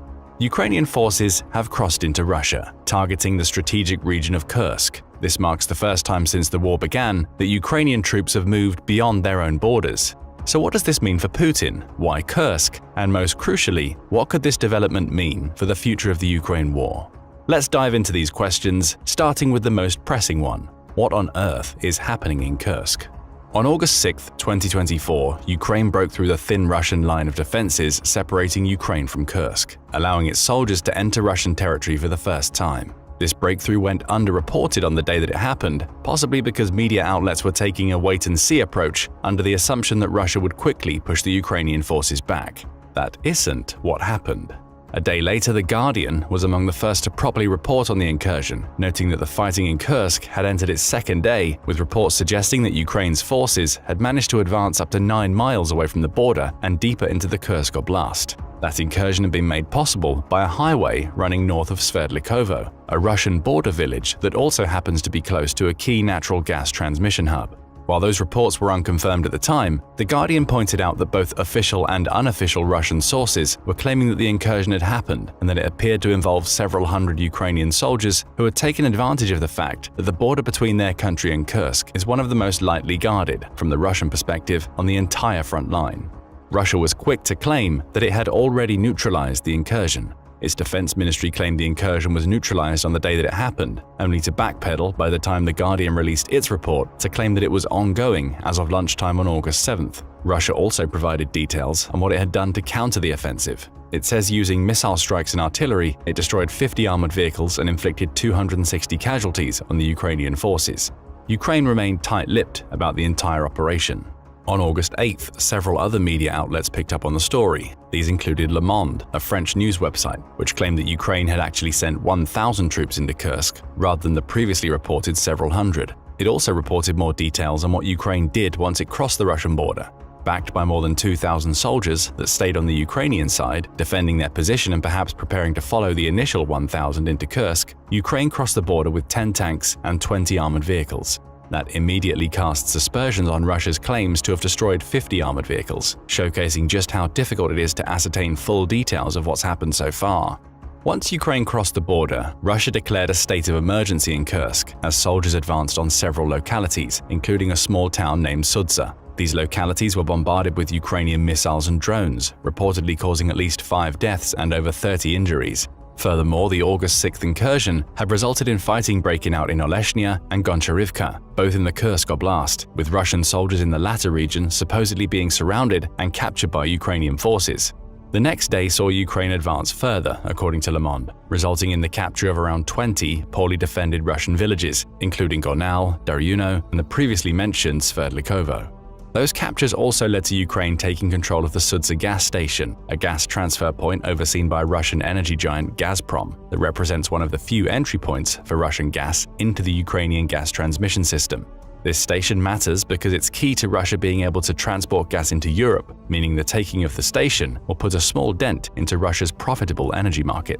NPR also published a report on August 8th detailing the incursion. It backed Le Monde's claims of 1,000 Ukrainians entering Kursk, noting that the number comes from General Valery Gerasimov, who is Russia's chief of general staff. It also noted that it was the first such offensive carried out by Ukraine. Though it had previously backed small groups of Russian exiles as they carried out limited cross-border raids, the incursion into Kursk was the first time that Ukrainian soldiers had entered Russia since the war began. Putin was left with egg on his face. After spending so much of the war trying to portray Russia as an indomitable power to which Ukraine would crumble over time, he now finds himself having to explain why he's allowed Ukraine to take Russian territory. To rub salt into his wounds, the incursion is far from over. At the time of writing, Al Jazeera is running a live tracker covering the Ukraine war, which says the Ukrainian soldiers are still fighting Russians in Kursk. That tracker also contains a quote from Mikhailo Podolyak, a Ukrainian presidential aide, who pins the blame for the incursion on Russia. The root cause of any escalation, shelling, military actions, forced evacuations, and destruction of normal life forms, including within the Russian Federation's own territories like Kursk and the Belgorod regions, is solely Russia's unequivocal aggression, he wrote in a social media post. Al Jazeera also offers a different number for the tanks that have crossed the border, 24 instead of 10. So the details are still blurry. What we can say for sure is that Ukraine is in Kursk and that it's taken up to 1,000 soldiers over the border into Russia. Those soldiers are accompanied by tanks and armored vehicles, in addition to seemingly having access to missiles and drones. They've used these weapons well. Up to 20 small Russian villages are apparently under Ukraine's control, however temporarily that control might last, along with a key Russian gas station. All of this brings us to another key question. Why did Ukraine choose Kursk? That's a question that the White House has been asking. On the evening of August 7th, the US think tank, the Institute for the Study of War, or ISW, published an update on the incursion. It confirmed that US intelligence indicates that Ukraine has penetrated at least 2 of Russia's defensive lines on its sojourn into Kursk, as well as taking a stronghold. It also cited both satellite imagery and geolocation footage to apparently confirm the reports that Ukraine has taken dozens of captives and that it now controls the Sudza gas distribution station. These early reports have prompted the White House to contact Ukraine's leadership to quiz them on the objectives of the incursion. Speaking on August 7th, Karine Jean-Pierre, the White House press secretary, noted, "We're going to reach out to the Ukrainian military to learn more about their objectives." She also pointed out that the White House supports what she calls common sense actions to stop Russia's attacks. Perhaps the use of the term common sense is a subtle indicator of what the US thinks about the incursion.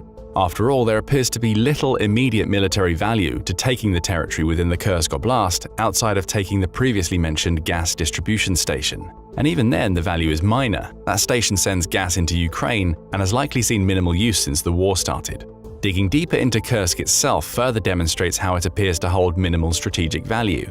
Though the oblast covers 11,582 square miles, it only contains 1.061 million people, meaning it's far from one of Russia's major population centers. You could argue that its hilly surface and multiple ravines could provide some tactical advantage to Ukraine, assuming it wishes to use Kursk as the launching point for further incursions into Russia, but that seems unlikely. A force of 1,000 isn't what a country sends when it intends to take over an entire oblast. Kursk is a center for agriculture, with farms covering around 77% of its territory and mostly growing sugar beets and wheat, with some fodder crops thrown in for good measure. But again, that's nowhere near enough value to justify an incursion through which Ukraine intends to permanently hold the territory it's captured. Which brings us back to the question, what is Ukraine's goal as it moves deeper into Kursk? The answers don't necessarily have to do with Kursk itself, with the oblast simply being the most convenient available to allow Ukraine to achieve its objectives. Rather, as the BBC explains, the goal may be an entirely different piece of territory, Donetsk. Donetsk, which is part of the wider Donbass region, has been a key target for Russia ever since Putin's special military operation started, and symbolically the Donetsk region is somewhat tied to Russia. A large portion of its people are ethnically Russian and speak Russian as their primary language. Granted, those ethnic Russians don't make up the majority of Donetsk's population, unlike what we saw in Crimea in 2014 and beyond, but there's certainly a Russian influence in the region. After all, as DW points out, it was in Donetsk and the surrounding regions that opposition to Ukraine's 2004 Orange Revolution and the Maidan protests of 2013 and 14 were strongest. The Donbass itself has been no stranger to war even before Putin invaded Ukraine. 2014 saw pro-Russian separatists proclaim both Donetsk and Luhansk as people's republics independent of Ukraine, likely with the goal of integrating them into Russia. The point here is that Donetsk offers symbolic importance to Russia. With that symbolic importance comes a continued push to take the region since the beginning of the war. That's why Russia has committed so many soldiers to Donetsk. Tens of thousands of Russian troops have been poured into the region, with Russia also focusing on developing a nearly impenetrable front line through which it pushes against increasingly weakening Ukrainian resistance. Glide bombs pepper Donetsk daily, with the taking of Donetsk setting the stage for Russia's later successes in overtaking the fortress towns of Avdiivka and Bakhmut. In short, Russia is dedicating a ton of its resources to Donbass and Donetsk in particular, which makes what's happening in Donetsk all the more interesting since Ukraine entered Kursk. Speaking to the BBC, a military analyst named Mikhailo Zhirokov points out that Russia has been forced to redeploy some of the soldiers it had stationed in Donetsk following the Kursk invasion. If you look at the official reports, he claims, there were significantly fewer Russian glide bombs dropped in the Donetsk area. That means the aircraft which carry them are now elsewhere in Russia. Elsewhere is likely Kursk. Ukraine's Kursk incursion has been a success in terms of pulling Russian forces away from a region in which they were previously focused. That may have been the goal all along. Throughout the course of the Ukraine war, Russia has succeeded in focusing the brunt of the fighting in areas in which it wants to take. That's logical, as the invading force, Russia essentially forces Ukraine to react by sending troops to whichever areas on which it focuses. This natural ebb and flow of the war has resulted in Russia leaving scant defenses across some areas of the front line it shares with Ukraine. The northeastern borders, which Ukraine crossed to enter Kursk, were some of the most minimally defended of all. So what we're likely seeing with the Kursk incursion is Ukraine forcing Russia to divert troops away from regions that Russia considers a priority. In creating those diversions, Ukraine weakens the Russian front lines in Donetsk, perhaps opening the door for counterattacks against Russia's offensives. If nothing else, the diversions offer a reprieve to Ukrainian soldiers near Donetsk, who are being bombarded by Russia's glide bombs, giving them time to regroup and reorganize their defenses. Ukraine is essentially keeping Russia honest. It's forcing Putin to realize that he can't be complacent when it comes to taking on Ukraine. Any weakness he displays, such as not reinforcing the front lines near Kursk, can be exploited by Ukraine and used against him. That brings us to a secondary reason why Ukraine may have moved into Kursk. Ukraine is showing that it, along with many of its supporters, is unafraid of crossing a red line. We touched on this earlier when we talked about how several Western nations are allowing Ukraine to use their weapons to attack Russia in its own territory. Perhaps the Kursk incursion is an extension of that. Ukraine will not only fire missiles behind the front lines, but it will actively take Russian territory to show Putin that it's just as capable of invading and fighting within Russia as Russia is of invading Ukraine. Interestingly, Ukraine may even have a modicum of support from the US with this incursion. Though the US is still seeking answers from Ukraine, as we mentioned earlier, the White House also pointed out that the restrictions the US has in place for the use of its weapons in Russia's territory haven't changed. Tellingly, White House spokesman John Kirby went on to say that the Kursk incursion was not a violation of our policy. So the US is looking for common-sense answers, but Ukraine's actions are very unlikely to cause any tensions between it and its most powerful Western ally. So we have two potential reasons for the Kursk incursion so far. Ukraine has used it to stretch Russia's forces along the front lines, potentially relieving pressure in Donetsk. And also it may be using the incursion to showcase just how far it and its Western allies are now willing to step over the red lines that previously prevented Ukraine from doing anything but defend itself against Putin's special military operation. But there's another reason why Ukraine may have chosen now to take territory in Kursk: negotiations. In May 2024, reports started surfacing about Putin being ready to end the Ukraine war through a negotiated ceasefire that would recognize the front lines at the time. From that ceasefire, Russia would enter deeper negotiations that would likely see it try to claim the Ukrainian territory it controlled at the time. That would have seen it essentially take much of the Donbass, including Luhansk and Donetsk, as well as southern regions such as Mariupol. In other words, Russia had a powerful negotiating position. No matter how faltering its invasion of Ukraine may have been, it had still successfully taken territory and was now ready to end the war, claiming that territory permanently. Reuters noted that several sources inside the Kremlin believe Putin was ready to push for these negotiations. One of the 5 it spoke to claimed, "Putin can fight for as long as it takes, but Putin is also ready for a ceasefire, to freeze the war." Putin himself had practically said as much during a May press conference he held in Belarus, in which he said, "Let them resume," when talking about the possibility of negotiations opening. However, that resumption could only happen if the negotiations were based on the realities on the ground. Ukraine would have to cede territory for Russia to stop. And worst of all, Ukraine had no leverage that it could bring to the negotiating table. With the taking of around 20 villages and a key gas distribution system in Kursk, Ukraine now has leverage.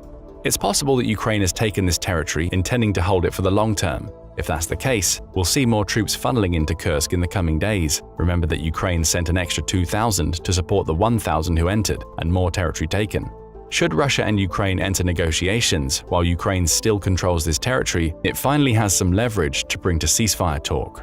Ukraine's President Volodymyr Zelensky could tell Putin that he would be willing to trade the territory in Kursk for some of the Ukrainian territory Russia has taken. Whether that approach would work, or if Russia would be willing to enter negotiations when Ukraine controls some of its territory, remains to be seen. Which brings us to the final big question we'll ask in this video. What comes next? Russia's response, for one thing. In the immediate aftermath of the Kursk invasion, the oblast's regional governor, Alexei Smirnov, declared a state of emergency. He claimed the move was necessary to eliminate the consequences of enemy forces coming into the region. Air alerts were issued over Kursk, with Russia scrambling fighter jets, which the BBC says were filmed flying low to the ground over the region on the hunt for Ukrainian soldiers. This footage lends credence to Mikhailo Zhrokov's claims that Russia was diverting fighter jets from the Donetsk region to handle its Kursk crisis. Meanwhile, Ukrainian politicians have found themselves just as curious about the reasons behind the incursion as everybody else. Speaking on Facebook, Alexei Honcharенko, a member of Ukraine's parliament, claimed the attacks has led to the taking of territory before adding that he didn't know what the plan was. However, he claimed it would show Europeans and Americans that Russia can and needs to be attacked. Again, the message here is to support Ukraine in crossing even more red lines. After all, this is the first time since World War II that any Russian territory has been occupied by an opposing force. And as Honcharенko points out, Putin did not turn to nukes and so on, meaning Ukraine is showing the world that the world should not be scared of escalation or the reaction of Putin. Another humiliation for Putin. Despite all of the threats he's made during the war, which have included threats of deploying tactical nuclear weapons, red line after red line has now been crossed. Now he has Ukrainian troops in his territory and he hasn't followed through on any of his threats. Is that because he's smart enough to know that going nuclear would lead to World War III? Or is he not following through on his threats because he knows that Russia couldn't handle a war with NATO and the US after having depleted itself so thoroughly in Ukraine? Back in Russia, Andrei Belyusov, who became Russia's defense minister in May 2024 after previously serving as the country's first deputy prime minister for 4 years, faces his first major test. Part of passing that test appears to be taking part in the Kremlin's efforts to turn the incursion into pro-Russian propaganda. Putin is spearheading this campaign, claiming on the second day of the incursion that Ukraine's actions were not only a major provocation, but that its soldiers were firing indiscriminately at civilians, their homes, and Kursk's public buildings. Those claims aren't yet confirmed. Militaristically, Russia has clearly sent forces into Kursk to push back the Ukrainian advance, though it's unclear how successful they've been. Valery Gerasimov, Russia's chief of general staff, claims that Russia is continuing to destroy the adversary in areas directly adjacent to the Russian-Ukrainian border. That's a statement vague enough to suggest that Ukraine is still in Kursk and Russia hasn't been able to repel the 1,000 soldiers in the territory just yet. Even worse for the Kremlin is that these public claims of pushing back Ukraine are being disputed on Telegram, which is Russia's most popular social media channel. Several pro-war channels on the network claim the situation is far worse for Russia than the politicians are claiming. One such channel, Rybar, says that the situation is continuing to deteriorate, while noting that Ukrainian formations were advancing towards towns. Again, those claims aren't confirmed either. It all adds up to a confused state of affairs, in which we know Ukrainian soldiers are in Kursk, but we're still uncertain exactly how successful or otherwise they are following the initial taking of villages and a gas distribution station. Add claims of captured Russian soldiers into the mix and you get even more confusion. An August 9th report in the Kyiv Independent claims that drone footage published by Ukraine shows 32 captured Russian soldiers, adding that the Telegram post that showcased the footage claimed that a further 8 were out of frame. More claims were being made, but they offered yet another example of claims that can't be verified independently. What is clear is that the Kursk incursion shows a change in Ukrainian tactics. For over 2 years, it has bedded into its own territory, fortifying to enable it to defend against slow Russian advances. That approach has proved lethal for Russia. It's lost 588,540 soldiers since the start of the war, according to Ukraine's Ministry of Defense. But now, whittling away at the seemingly never-ending stream of soldiers Putin is sending into Ukraine isn't enough for Zelensky. The incursion into Kursk shows that Ukraine is willing to go on the attack, which will send shockwaves throughout Russia as Putin realizes that his country is no longer safe behind the front lines of the Ukraine war. That change in approach could lead to consequences for Ukraine in the long run. That could especially be the case in Africa, where the BBC claims Ukraine has been trying to win allies during the war with Russia. Over the last 3 days, Mali and Niger have both cut diplomatic ties with Ukraine, ostensibly over comments by a Ukrainian military official who suggested that Ukraine may have played a role in the killing of several dozen Malian soldiers in July 2024. Those soldiers were working alongside mercenaries from the infamous Wagner Group and were apparently killed in clashes with al-Qaeda-linked militants. Andriy Yusov claimed in the immediate aftermath that the separatist rebels the Malian soldiers fought received the necessary information they needed to carry out their attacks. An unsubstantiated comment, but one that has triggered Mali, Niger, and Senegal to cut ties with Ukraine, all coincidentally right as Ukrainian troops entered Kursk. It's possible that the Kremlin put pressure on all three to do so, with Ukraine calling Mali's decision short-sighted and hasty, while claiming that it complies with all aspects of international law. Perhaps Ukraine wasn't involved in the killing of Malian troops at all. Instead, we may be seeing Russian influence-based politics at play again, as it labels Ukraine as the aggressor while using the Kursk incursion to prove its point. Ukraine loses 3 potential African allies, or at least 3 countries with which it could deepen diplomatic ties, and Russia forces a small propaganda victory. That's all conjecture, but it shows that Ukraine's differing approach to handling Russia could have ramifications on a wider scale. What isn't conjecture is that Ukraine's latest actions aren't part of the Russian plan. None of this is. The special military operation in Ukraine was supposed to be short, sharp, and devastating. Now Russia is bogged down in a protracted war that has not only cost it hundreds of thousands of soldiers and huge amounts of military equipment, but is now seeing it lose territory to a country that it's trying to conquer. The plan is failing. And with that, we'll ask you what you think about Ukraine's incursion into Kursk. Is this the start of a new approach that will see Ukraine taking even more Russian territory in the future? Or is it a short-term crossing of a red line designed to stretch Russia's troops?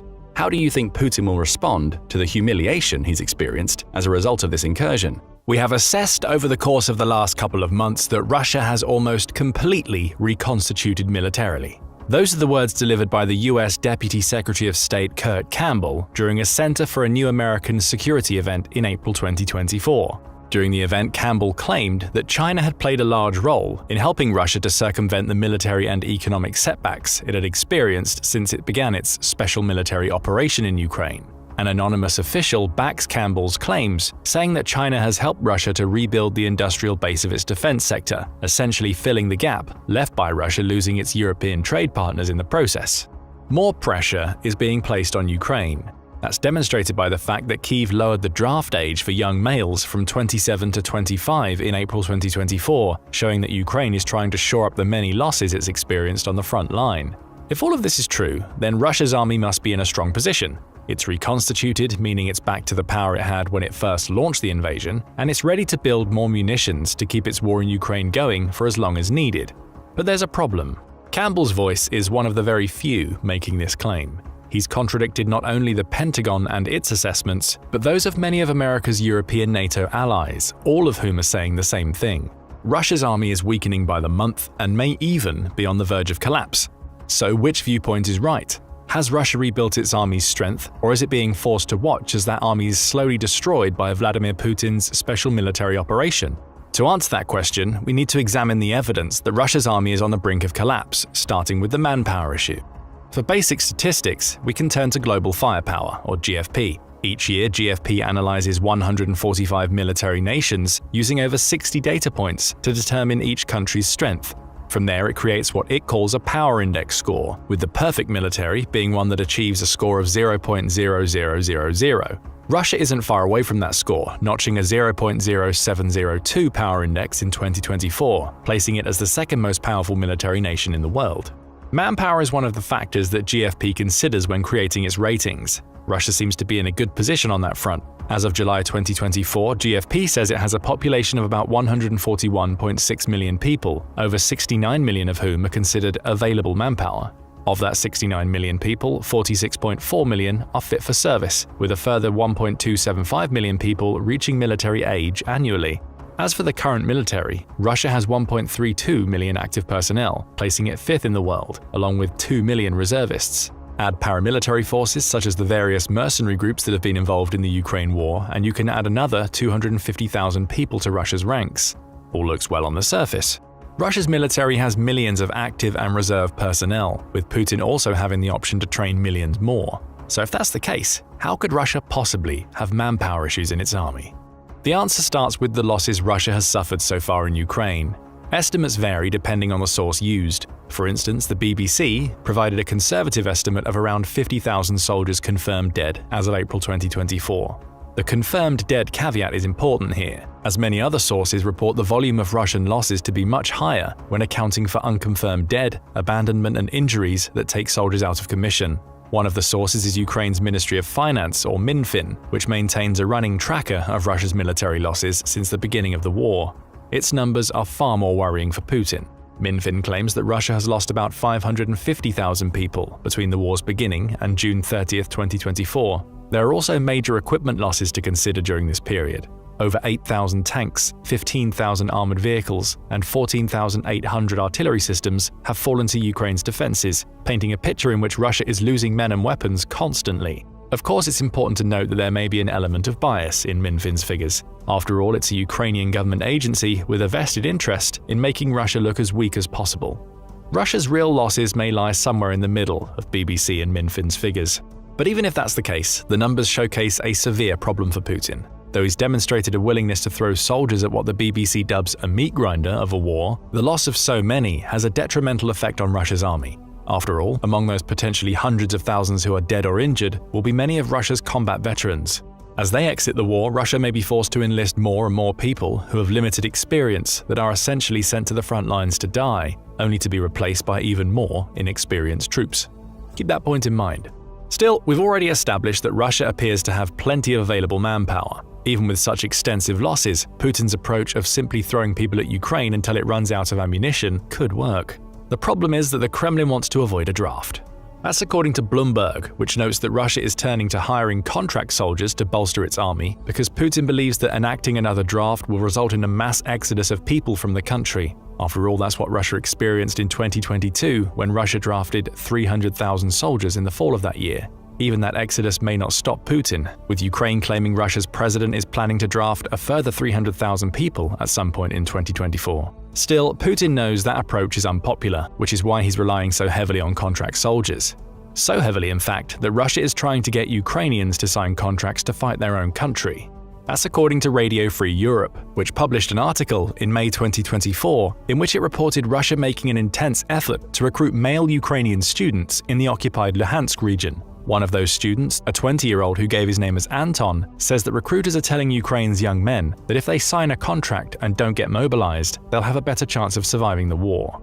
Russia hasn't been shy about its desire to rely on contract soldiers. The country's former defense minister Sergei Shoigu claimed in December 2023 that Russia had a target of having 745,000 contract personnel in its army by the end of 2024, with those numbers potentially being bolstered by another round of conscription to keep the number of active personnel somewhat consistent with the 1.32 million GFP claims Russia has. Perhaps these efforts are the reason why Secretary of State Kurt Campbell believes Russia is reconstituting its army. Again, that doesn't seem like Russia has a manpower issue, at least until you look into the nature of its contracting efforts.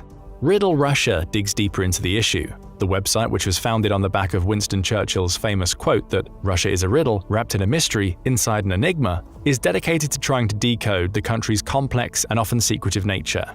It does so by bringing together a community of experts who attempt to analyze the information that comes out of Russia fairly and without bias. Its commentary on Russia's contracted soldier situation is extremely interesting. Riddle says that Russia announced plans in December 2022 to have at least 1.5 million people in its active armed forces by the end of 2026, with 695,000 of those being contracted soldiers. Since then, the plans have been revised multiple times, with the number of projected contracted soldiers dropping to 521,000 in 2023, before rising again to the 745,000 figure Shoigu claimed in December 2023. Through an analysis of contract data, Riddle found that contracting has been accelerating for at least a year. It says that the period between January and May 2023 saw Russia sign approximately 6,000 contracts per week with soldiers. That number jumped up to between 10,000 and 17,000 per week from May 2023 until the end of the year. The only explanation for this increase, Riddle claims, is that there's a clear bureaucratic campaign to achieve the targeted number no matter the cost to Russia. Why does all of this matter? There are two reasons. First, these figures suggest something is being skewed in the data Russia is putting out. Riddle notes that the most recent public data relating to contract soldiers in Russia comes from 2020, when the country had 405,000 contract soldiers in its army. Back then, Russia had a target of reaching 500,000 contract soldiers by 2027. It somehow managed to exceed that target now it's at war, at least according to official data, which doesn't quite add up. How has Russia managed to get more contract soldiers at a time when those soldiers know they're going to be sent into Ukraine to likely die than it managed to get when Russia was at peace and those soldiers had fewer issues preventing them from signing contracts? The second reason all of this matters offers an answer. Riddle notes that not only did Russia experience heavy losses during the first 6 months of the war, which were partially responsible for the mobilization that saw 300,000 people being drafted, but it also saw many soldiers' contracts come to an end. Those out-of-contract soldiers were likely kept on the front lines, having been swept up in Russia's mobilization efforts. That creates uncertainty in Russia's contracting numbers. Did those out-of-contract soldiers have their contracts extended indefinitely, or were they bumped down onto mobilized servicemen roles? It was likely the former, meaning a large portion, if not the majority, of the 490,000 contract soldiers Russia claimed to have in its army as of December 19, 2023, weren't newly contracted troops. Most were likely those who had their contracts extended indefinitely when the war broke out. The point? Russia is actually struggling far more to recruit contracted soldiers than its official figures suggest. This isn't to say that there are no new contract soldiers on the front lines, there are. However, Russia's claims to have significantly bolstered its forces in this area are spurious, according to Riddle, with suggestions abounding that many of those in the contracted forces are people who should have been out of the army but have had their contracts extended. There are other issues with Russia's figures. For instance, Riddle claims that Russia is boosting these numbers further by including both prisoners and those enlisted in what the country calls its volunteer formations. Pravda reported on these volunteer formations in June 2024, in which it noted that Russia's Ministry of Defense created a volunteer corps of 20,000 people that included mercenaries, reservists, and ex-cons. The problem is that these volunteer units aren't getting the support they need to be effective in Ukraine. That's according to analysts Pravda quoted who said, "Russia's irregular formations are mainly light infantry units, which lack integrated artillery or air support, making them more brittle than Russia's regular formations. Consequently, during the last 9 months, Russian irregular units have likely sustained proportionally higher casualty rates than Russian regular units." What does all of this mean for Russia's army from a manpower perspective? Not only does Russia's army have fewer contracted soldiers than the official figures suggest, or at least fewer new contract soldiers, but many are simply not up to the standard required. The volunteer and inmate forces lack the level of support offered to Russia's main forces, meaning the army is still rich in numbers but increasingly devoid of tactics. Putin isn't strengthening Russia's army. He's simply adding more warm bodies in the hope that pouring manpower into the Ukrainian meat grinder will be enough for him to win the war. And that brings us to another problem Russia's army faces: a lack of morale. We see hints of Russia's morale problem by looking at the support for Putin's war in Russia itself. The general opinion formed by many in the West is that most Russians support the Ukraine war. A February 2024 report in the Kyiv Independent seems to back up this claim. It says that a poll found that 70% of Russians support the war versus just 16% who oppose it. Those types of figures have been mostly consistent since February 2022. A similar poll reported on by the Atlantic Council put the figure at 73% in November 2023. But digging into that poll demonstrates hints that the Russian appetite for the war is actually waning. For instance, when quizzed on whether they offered unquestioning backing for the war or simply supported it more than opposed it, 53% of Russians chose the latter option. That's a marked increase on the 39% who claimed they supported the war more than opposed it, ahead of fervently supporting the war in March 2022. A polling company named WCIOM offers even more insight. Its director, Valery Fedorov, said in September 2023 that their polling shows that only between 10% and 15% of Russia's population enthusiastically support Putin's special military operation. Fedorov commented, "The majority of Russians do not want to seize Kyiv or Odessa. If it was up to them whether to start the special military operation, they probably would not have done it." Add to this similar polls showing that between 50 and 60% of Russians reject the idea of a second wave of mobilization that would lead to hundreds of thousands of more people being conscripted, and a picture starts to emerge. Many Russians do not want this war. The distaste for conscription is one of the reasons why Putin is focusing so much on contract soldiers to supplement his army. But even taking that out of the equation, it's clear that the fervent support for the war that appeared present in its beginning is waning. Why does this matter? If Putin does use a second wave of conscription to bolster the Russian army's ranks, he's going to be pulling recruits from a pool of people who increasingly don't want to be part of his special military operation. And that just means we'll start hearing more stories about Russian soldiers deserting their posts. In May 2024, the Defense Post reported that Ukraine's Military Intelligence Agency, or HUR, believes that around 18,000 Russian soldiers stationed in the southern military district have now deserted their posts. HUR claims that 12,000 of these soldiers come from Russia's 8th Combined Arms Army, with a further 2,500 deserting the 58th Combined Arms Army. Tellingly, around 50% of the deserters are believed to be conscripted soldiers, again highlighting a lack of appetite for Putin's war in Russia, with around 2,000 being contract soldiers. Other sources suggest desertions are rising as well. A February 2024 article published in Novaya Gazeta recounts statistics from a non-profit organization called Get Lost, which helps Russian soldiers escape conscription into the Ukraine war. Get Lost claims that desertions have increased tenfold in a year, noting that 28 soldiers contacted the group in January 2023, with that number being 284 in January 2024. All told, Get Lost says it's helped 2,000 Russians escape the army, with many more likely to follow. All of this is despite Russia having a severe 10-year prison penalty for desertion. Add the hundreds of thousands of Russians who have emigrated since the war began. The Economist placed the figure at between 817,000 and 922,000 people in August 2023, and it's becoming clearer that Putin has a manpower problem. Fewer and fewer Russians actually want to be part of the army, with those who have been conscripted being more likely to abandon their posts, while others simply get out of Russia before conscription can become a problem for them.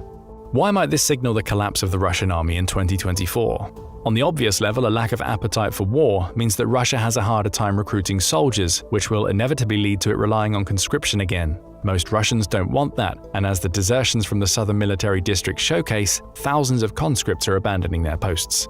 That raises another problem for Russia's army in that it will increasingly struggle to coordinate attacks against Ukrainian positions because it won't be able to rely on its units being as strong as they're supposed to be due to so many soldiers running away. The manpower problem is becoming so extensive that Russia is finding itself going to its allies for help.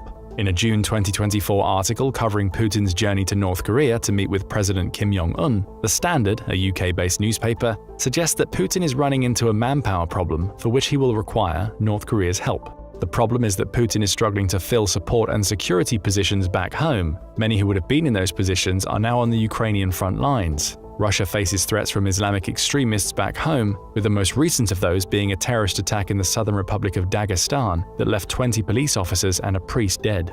The Standard suggests that part of Putin's deal with Kim will see Russia fly in thousands of North Koreans to fill supporting roles, be it in security positions in Russia or in roles that enable Putin to pull more Russians into his army. That's a problem, both for Russia and its army. Again, the army is likely to see an influx of conscripts who don't want to be in Ukraine if this report is true. As for Russia itself, it would give North Korea more influence in its affairs, with Putin's willingness to enable that influence suggesting a leader who's in a desperate state. There's another problem all of these manpower issues cause for Russia's army. The standard of its troops varies widely from unit to unit. This problem was revealed as early as July 2022, with the Moscow Times reporting on a soldier who used the pseudonym Ivan when speaking about the training he'd received before the war. He was only given 5 days to learn how to be a soldier following his conscription, after which he was thrown out to the front lines. Speaking to the outlet, he claimed, "There was a soldier in our company who didn't know how a machine gun works. So I taught the guy how to disassemble and assemble a machine gun. I wouldn't want to be next to him in a battle. How can you fight like that?" How indeed. The report goes on to claim that offering minimal training to recruits appears to be the standard in the Russian army, suggesting that Russia's previous training standards aren't being observed now that it's at war. The British Defense Ministry backed these claims in May 2023, stating that many of Russia's ground forces in Ukraine were poorly trained mobilized reservists, being forced to rely on old Soviet-era equipment when fighting. The outcome of this approach, claims the ministry, is that though Russia's combined group of forces numbers around 200,000 people, it's becoming increasingly incapable of conducting effective military operations around the front lines. Instead, we again see the strategy Putin is increasingly relied upon as Russia gets deeper into the war, throwing as many people as possible at Ukraine in the hope of overwhelming its forces. This approach was highlighted in the fighting for the Ukrainian fortress town of Avdiivka in February 2024. Though Russia eventually took the location, Ukrainian soldiers reported that there was an enormous variance in the quality of soldiers they encountered during the fighting. One Ukrainian who spoke to the Washington Post suggested that about a quarter of the Russian soldiers involved in the offensive seemed just confused about what they were supposed to be doing. There were some with little more than uniforms and basic rifles, while others had more advanced equipment, the soldier noted. Do you remember earlier in the video that we said to keep in mind Russia's veterans slowly being cycled out of the army as they're killed or their contract ends? This is the reason why. Losing so many thousands of its veterans in the war has forced the Russian army to increasingly rely on poorly trained conscripts and contracted soldiers who have no idea what they're doing on the battlefield. Not only is this approach having a clear impact in Ukraine, Russia's army is losing far more people than it should because of inconsistency and incoordination, but it will cause issues in the future. Should Russia win, it'll be left with an army that's essentially a mishmash of poorly trained conscripts, volunteers, and whatever few veterans remain. Next up, an issue we've touched on when mentioning the British Ministry of Defence's commentary on antiquated Russian equipment. Russia is struggling to keep its army stocked in 2024. Alexei Danilov made this clear in 2023 when speaking about Russia's weapons stockpiles. The Secretary of the National Security and Defense Council of Ukraine, Danilov, said, "Russia is running out of prepared stockpiles of weapons. Missiles and military equipment have been accumulating for decades. The calculations called for blitzkrieg, not blitzutilization." In other words, the war was meant to be won quickly. When it wasn't, Russia's army was forced to drain its modern equipment stocks to the point where it's increasingly enforced to rely upon older and older equipment to maintain its offensives. The Moscow Times all but confirmed this situation around the same time that Danilov made his comments, with a report claiming that it had stopped a previously scheduled disposal of Soviet-era weapons due to the situation. Between 2014 and 2022, Russia spent around $100 million on contracts for the disposal of these old weapons. Those contracts stopped in January 2022, no more having been signed as Russia pulls its mothballed Soviet equipment from storage and sends it to the front. That creates even more problems for its army. One Russian contractor told the outlet that the old equipment being sent into Ukraine is in extremely poor condition thanks to being improperly stored. That's why the front line isn't moving, he said when speaking about the slow progress Russia has made in Ukraine. Come 2024, there are even more reports that Russia's army is being forced to use outdated equipment. In February 2024, Reuters reported on Russia's refitting older tanks after losing around 3,000 in Ukraine. The army has been forced to focus on a quantity over quality approach, much as it has with its manpower, to maintain pressure on Ukrainian positions. Another report by the BBC, also from February 2024, quoted a Western official who says that Russia's domestic ammunition capabilities are currently insufficient for meeting the needs of the Ukrainian conflict. Sanctions are hitting hard, claims the official, who notes that Russia's struggles to secure raw materials for its production facilities are causing delays. Putin's response? Build closer ties with other countries to keep the Russian army stocked. Iran has been a major supplier, at least according to several Reuters reports. In June 2023, the outlet quoted White House spokesperson John Kirby, who claimed that Russia has received hundreds of unmanned aerial vehicles, or UAVs, from Iran that it's now using to attack Ukraine. "We're also concerned that Russia is working with Iran to produce Iranian UAVs from inside Russia," Kirby also claimed. That's good news in the short term for Russia's army, but it's again another insight into how Russia is struggling to keep its soldiers equipped during the war.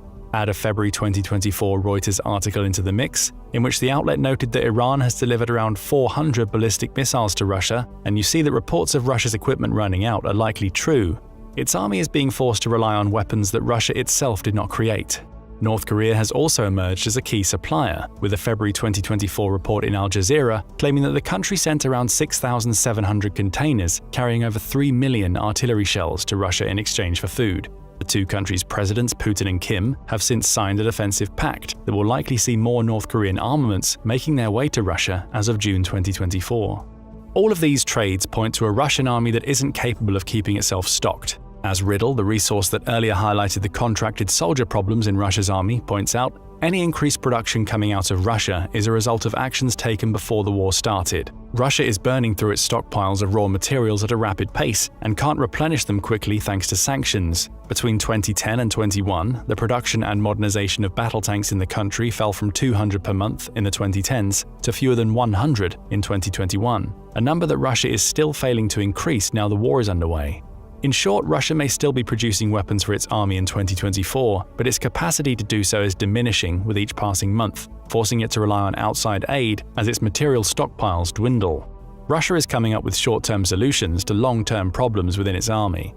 Perhaps that's why May 2024 saw several officials close to Putin suggest that Russia's president wants to call a ceasefire to the war along its current front lines. That ceasefire might allow Putin to negotiate for an end to the war, with Russia keeping the territory it's already captured. It's practically impossible that Ukraine would accept such terms, but the very fact that Putin is second-guessing his army's ability to take the entire country suggests that he's aware of how close his forces are to collapsing in 2024. Beyond those calls for a ceasefire, Putin has also re-established the Leningrad and Moscow military districts, both to consolidate its position in Ukraine and prepare for a possible future conflict with NATO. These districts will do little to solve the wider problems in Russia's military. To recap, diminishing manpower combined with a lack of morale means the army is far less effective today than it was when the war in Ukraine began. Russia's army is quickly running out of equipment, meaning it's forced to use inadequate Soviet-era weapons, along with accepting help from other countries, in moves that could enhance those countries' influence within Russia in the years to come. But despite those problems, Russia's army isn't going to collapse to the point where it no longer exists. It may still even win the war in Ukraine because of Putin's willingness to throw any warm body he can get his hands on at his special military operation. Instead, the collapse will come in terms of Russia's ability to mount effective military operations with an army that's full of confused recruits, old equipment, and a continually diminishing stock of capable combat veterans. But what do you think? Is Russia's army close to collapsing in 2024? Or is Putin's approach fine as long as Russia keeps slowly gaining ground in Ukraine? Putin is done. Those are the words uttered by Peter Zeihan during a June 2024 interview with the Times Radio. Zeihan is an expert on geopolitics who has worked with Fortune 500 firms. The author of several books including The End of the World is Just Beginning and Disunited Nations, Zeihan made this claim in a reference to the future of both Putin and Russia's army. At various points during the interview, Zeihan argues that Putin is slowly losing his grip on power and that Ukraine is well positioned to launch a counter-offensive in the summer of 2024. That brings us to today's video. We're going to explore Zeihan's reasoning for his claims and highlight some of the issues that could lead to Putin ultimately losing the war in Ukraine. So is Putin really done? Zeihan's justifications for that claim start with the arrival of Patriot weapon systems and Western fighter jets in Ukraine. Starting with the Patriot systems, the Times Radio interviewer noted that the US had just announced that it would send another of those systems at a cost of $1.1 billion to Ukraine, adding that it's something that Ukraine badly needs. Each of these systems is capable of firing a 17-foot missile, with said munitions being equipped with a track-via missile targeting system that enables mid-course corrections while it's en route to its target. The missile can fly for 43 miles, reaching a maximum altitude of around 15 miles, and comes packed with a 198-pound warhead. They're extremely powerful weapons. Their manufacturer, RTX, says that Patriot missiles can intercept ballistic and cruise missiles, as well as take out drones and other advanced aerial threats. And it's this, Zeihan claims, that makes the delivery of more of them such a vital win for Ukraine. He says that it's important for people to think of what these Patriot systems can offer Ukraine over the next several months, as opposed to considering what has been happening during the early stages of 2024. The Ukrainians needed more air defense, claims Zeihan, and the Russians were taking advantage of a lull in weapons deliveries to basically hit the Ukrainians with all kinds of air-based weapon systems. With more Patriots, Ukraine can shore up its aerial defenses. They alone won't be enough, however, as Patriot missile systems can only cover a limited, albeit somewhat broad, area, even though they have a long firing range. Where they really become important in terms of Putin losing his grip on the territory Russia has claimed in Ukraine, says Zeihan, is where they're used in combination with the Western fighter jets that are on their way to the country. According to the Center for Strategic and International Studies, NATO member nations have committed to sending at least 65 F-16 fighter jets to Ukraine. These jets, which are anticipated to enter service toward the end of 2024, won't be enough to grant Ukraine total air superiority over its own territory. They're too few in number, and even though Russia's aerial offensives have faltered, could be overwhelmed with sheer numbers. Instead, these jets, along with a shipment of several Mirage 2000 jets from France, would allow Ukraine to create brief pockets of aerial superiority. Those pockets could make a massive difference, according to Zihan, who says that creating them massively increases the capacity of the Ukrainian military to launch strikes. Every offensive the Ukrainians have attempted for the last 12 months has bogged down because they don't have air superiority, Zihan says. That will change through a combination of Patriot missile systems and the arrival of Western fighter jets. For the first time since the war began, Ukraine will be able to conduct offensives with aerial support. That means ground troops will be able to move quickly and in large numbers because they face fewer threats from Russia's artillery. For example, Ukraine could use Patriot missiles to disable aerial threats while relying on its F-16s to take out the artillery that typically peppers Ukrainian troops as they attempt to advance. This approach would not require Ukraine to establish total aerial dominance. Instead, it would create pockets of superiority, allowing for troop movements and offensives that can retake positions Russia has claimed. Ukraine will have more time to do things like clear mines on the battlefield and prepare for its attacks. Those attacks will also be more coordinated because they're not starting in conditions where Ukrainian troops are simply trying to survive artillery barrages. The stage could thus be set for counteroffensives that retake Ukrainian territory. In short, Russia starts to lose territory thanks to Ukraine's stronger aerial threat. Of course, there's an obvious counterpoint to Zihan's argument here. What's to stop Russia from using its own anti-air defenses to prevent Ukraine from achieving these pockets of aerial superiority? The answer lies in the S-400 Triumph surface-to-air, or SAM, missile system. Designed by Russia and entering service in 2007, the S-400 is supposed to be somewhat equivalent to America's Patriot missile systems. Missile Threat says that it's capable of shooting down cruise missiles, unmanned aerial vehicles, and aircraft, which should make it perfect for deploying against Ukraine's incoming F-16s. It's powerful too. Each S-400 missile can travel up to 248 miles and can carry a warhead weighing up to 315 pounds. Looking at the specifications alone, the S-400 is more powerful and rangier than Ukraine's Patriot missile systems, meaning that it should be more than capable enough of taking out F-16s and incoming missiles.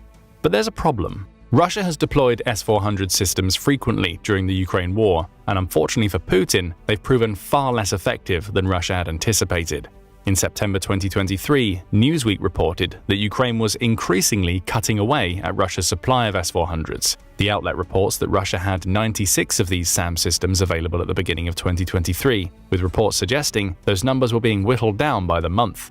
Quoting the Dutch open-source intelligence agency Oryx, Newsweek says that Russia had lost key components of at least 5 of its S-400 batteries in Crimea by September 2023. The situation has only gotten worse for Russia as the war moved into 2024. Writing for Forbes in June of that year, military commentator David Axe noted that a mid-May barrage of 10 Army tactical missile system rockets struck a base in Belbek within occupied Crimea. Each of these rockets weighed 2 tons and exploded to release hundreds of grenade-sized bomblets, creating a cluster bomb effect that devastated the Russian base. Among the equipment damaged there were 4 warplanes, along with a pair of S-400 launchers and a radar system. Russia replaced the S-400s. Ukraine bombed them again. This time, Ukraine took out 2 more S-400s, as well as one of Russia's older S-300 SAM systems. In short, Axe said, Ukraine is now in a position where it can take out Russia's S-400s as quickly as Russia can replace them in occupied Crimea. All of that brings us back to Zihan's claims that Putin is losing his grip on power. Russia is soon going to face a Ukraine that can not only establish limited pockets of aerial superiority, but can also take out the very anti-air defenses Russia relies upon to prevent that superiority from happening. Worse yet, the destruction of so many S-400s leaves Putin with egg on his face, as what's supposed to be the most advanced SAM unit in the world has proven to be extremely vulnerable to Ukrainian weapons. That's not just a problem for Putin in terms of his attempts to project Russian power. Incidents like these are also reducing the interest that other countries have in Russian weapons. Zihan highlights India as one of these nations, noting that the loss of so many S-400s is showing that Russia's weapons aren't as capable as advertised to the nations that were buying them. In India's case, Politico noted in April 2024 that Russia would practically lose all of its customers from India in the coming months. The war in Ukraine has exposed the fabled prowess of Russian weaponry as a myth, the report claims. In truth, India's imports of Russian weapons have been declining before the Ukraine war. Between 2009 and 2019, 76% of India's weapon imports came from Russia. That number has dropped to just 36% during the last 5 years, with Politico noting that it's likely to fall to 0 very soon. Given that India has earmarked $100 billion for future weapon procurement, Putin faces a doubly bad situation when it comes to selling his weapons. Russia's biggest customer is jumping ship, costing the country a huge slice of that $100 billion, and it's likely going to spend the bulk of that money on Western weapons instead. Russia is weakened and the West is empowered. That's the opposite of what Putin hopes to achieve with the Ukraine war, which was intended to be a projection of Russian power and a demonstration of the country's ability to easily win a war. Instead, Russia has been bogged down in a war of attrition that's seen it lose an aura of invulnerability that Putin has spent the last 2 decades cultivating. With that loss of the aura, Zihan suggests, may come the loss of Putin's hold over Russia. It gets even worse for Putin. Combine the loss of so many S-400 SAMs with the destruction of around a third of Russia's dreaded Black Sea fleet, and you have a situation in which Russia could conceivably lose Crimea. The region, which was controlled by Ukraine until Russia annexed it in 2014, is at risk of becoming a non-factor in the war due to Ukraine's tactics. Could it be just literally a matter of time until Ukraine can shut down Russia in Crimea, cutting it off and stopping Russia's ability to support the war from there? Zihan asks during the interview. Answering himself, he claims that is definitely the goal for Ukraine. However, even if Ukraine isn't able to liberate Crimea, Zihan notes, it's in a strong tactical position to at least damage it extensively. That would cause major problems for Russia on the logistical front, given that Crimea is one of the country's main routes into Ukraine. Zihan points out that Russia has 2 routes in and out of Crimea, a rail route that tracks through Mariupol and the Kerch Bridge. Both are vulnerable to Ukrainian strikes, with the latter having already been targeted. In April 2024, The Guardian reported that Ukraine had already conducted 2 drone strikes on the bridge, with a third likely being considered for some point in 2024. Zihan agrees that the bridge will likely be a target, noting that Ukraine could probably target and destroy it right now, but is likely waiting until it receives more military capacity. Why does this matter in the context of Putin's grip on power?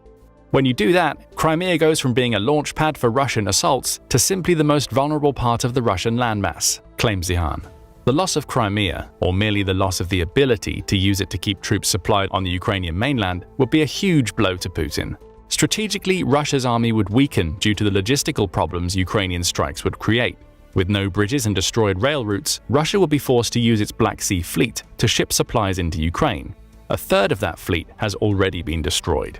And thanks to Turkey's control over the Turkish Straits, which leads into the Black Sea, Russia is unable to replenish the Black Sea fleet with new ships.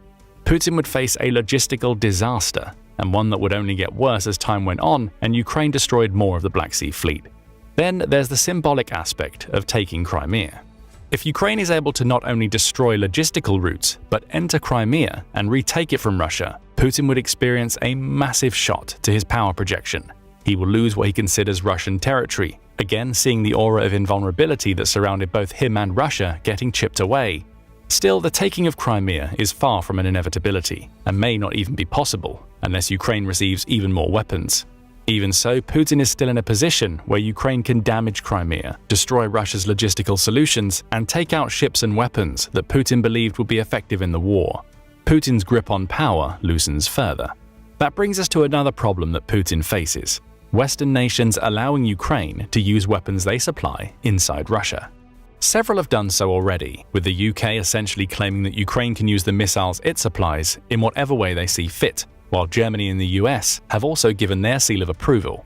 In the case of the latter, that approval is conditional. Ukraine can only use American weapons in the Kharkiv region to strike Russia directly behind the border to prevent strikes in Kharkiv itself. The US has also taken things a step further. In June 2024, it lifted a decade-long ban on the Azov Brigade, which had barred the transfer of weaponry and the use of US-supplied training to the group. This was a controversial step. The ban was in place because the Azov Brigade has neo-Nazi origins, which Russia has taken full advantage of in its propaganda by claiming that the US is now flirting with Nazis to get what it wants. America thinks differently. It says the Azov Brigade has passed a series of stringent tests based on the Leahy vetting process, finding that there is no evidence of gross violations of human rights committed by the 12th Brigade Azov. What does this mean for Russia and Ukraine? Ukraine gets a huge boost, and the Azov Brigade is one of the most battle-hardened units and will offer advantages on the battlefield. As for Russia, the approval showcases that Western nations, particularly the US, are becoming less escalation-phobic as the war drags on. Zihan claims that these moves represent the US becoming even more willing to cross red lines in how it's dealing with Russia. Red line is a term used by the Russian Federation to refer to any geopolitical action that it believes could damage the country's position. The use of Western or NATO-provided weaponry within Russia is one of those red lines. So far, Zihan claims, the West has crossed 34 of these lines, with the use of Western military technology being the most recent. Why does crossing these red lines matter to Putin? The simple answer is that every instance of crossing a red line has been met with threats of retaliation by Russia. However, none of those threats have been realized. Zihan says that it's likely that Russia's red line threats were intended to slow down Western involvement, giving it more time to damage Ukraine, so the increasing crossing of them now represents the West taking a more aggressive approach to Russia. So Putin now faces a twofold problem that could weaken his grip on power. With Western approval, Ukraine has already started striking targets within Russia. Zihan brings up Ukraine's targeting of a radar system nestled a couple of hundred miles within Russia that was designed to help with ballistic missile defense. Those types of strategic assets are now on the table for Ukraine, meaning it can not only chip away at the Russian war machine within its territory, but also take out supporting equipment inside Russia. The result is the opening up of more opportunities for Ukrainian counteroffensives due to the weakening of Russia's military. Secondly, and perhaps far more worryingly for Putin, the West's willingness to allow Ukraine to use its weapons suggests that the West no longer takes him seriously. At least not so seriously that it believes his threats of imminent retaliation for crossing a red line. This doesn't mean that the West believes war with Russia isn't possible in the future. Even as far back as January 2024, NATO officials were claiming that the organization needed to be ready for war. That month saw NATO Military Committee Chief Rob Bauer claim, "We have to realize it's not a given that we are in peace, and that's why we are preparing for a conflict with Russia." So the problem for Putin isn't that the West flat out doesn't believe he might retaliate, it's that the West is getting ready to fight back, meaning Putin's constant attempts to project power are failing. And that brings us to another of Zihan's justifications for his opinion that Putin is losing his grip on power. The Russian political system is built around the concept of a strongman. Russian politics are quirky, claims Zihan. It's a strongman system, and it's always been a strongman system. Putin specifically rules through the intelligence service, which is a combination of the rule of terror and the rule of infiltration. While that form of rule is fairly stable, in the sense that it allows Putin to generally get what he wants done, it's also fairly brittle. One big change could topple the whole thing. Zihan points to several examples throughout Russian history, noting that the year before every coup or revolution the country has seen provided little cause for alarm for those in charge. But there was always a trigger event. The loss of the Crimean War damaged the Tsars, for instance. Their system collapsed following the loss in the October Revolution, according to Zihan.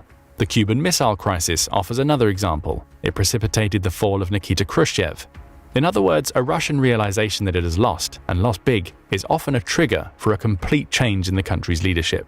The people stop buying into the propaganda, and the strong man at the top weakens to the point that he falls.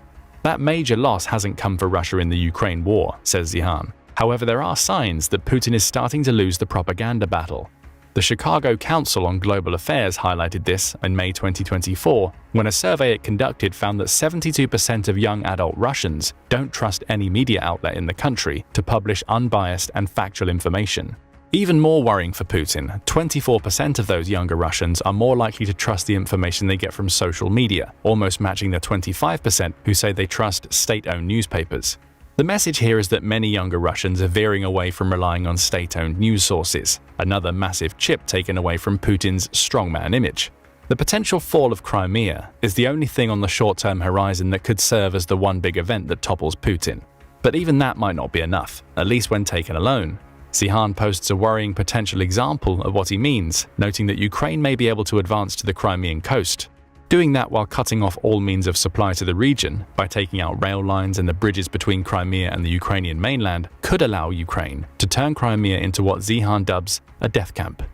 The camp would be run by Russian leadership already stationed in Crimea, Zihan claims, and would see Russian people living in Crimea start to starve and die. Zihan notes that Russia already destroyed the Kakhovka Dam, meaning there's no more irrigation in Crimea for agriculture. Its food is imported, which means Ukraine blockading Crimea from the coast and destroying its logistical systems would be devastating, making the rest of the world, including Russia, aware that Russians are dying in the streets of Crimea, which is under Russian rule, could be more effective than taking the territory back. It could also be a big enough incident to finally topple Putin as the strongman leader. Speaking of people dying, the conversation later turns to the sheer scale of deaths Russia has experienced during the Ukraine war.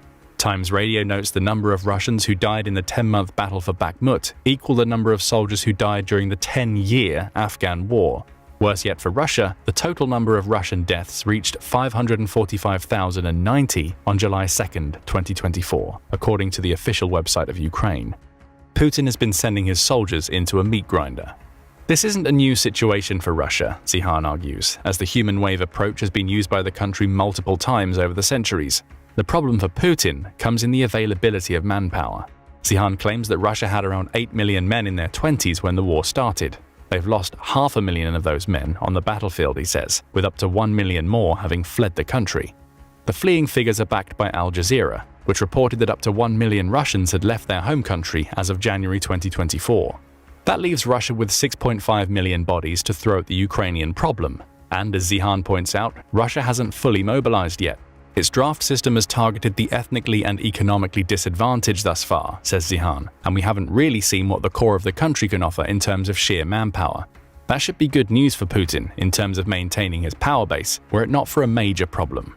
Zihan believes the Ukraine war could rage for another 8 years. Though that does sound like a long time, Zihan says to keep two things in mind. First, Russia always does long wars.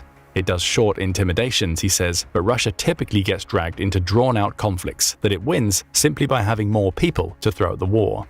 But the human wave approach creates a major challenge for Putin, bringing us to the second thing Zihan says to consider. If Russia continues with its human wave strategy and gets dragged into an 8-year war, there won't be enough Russians under age 20 left to repopulate the country once the war ends.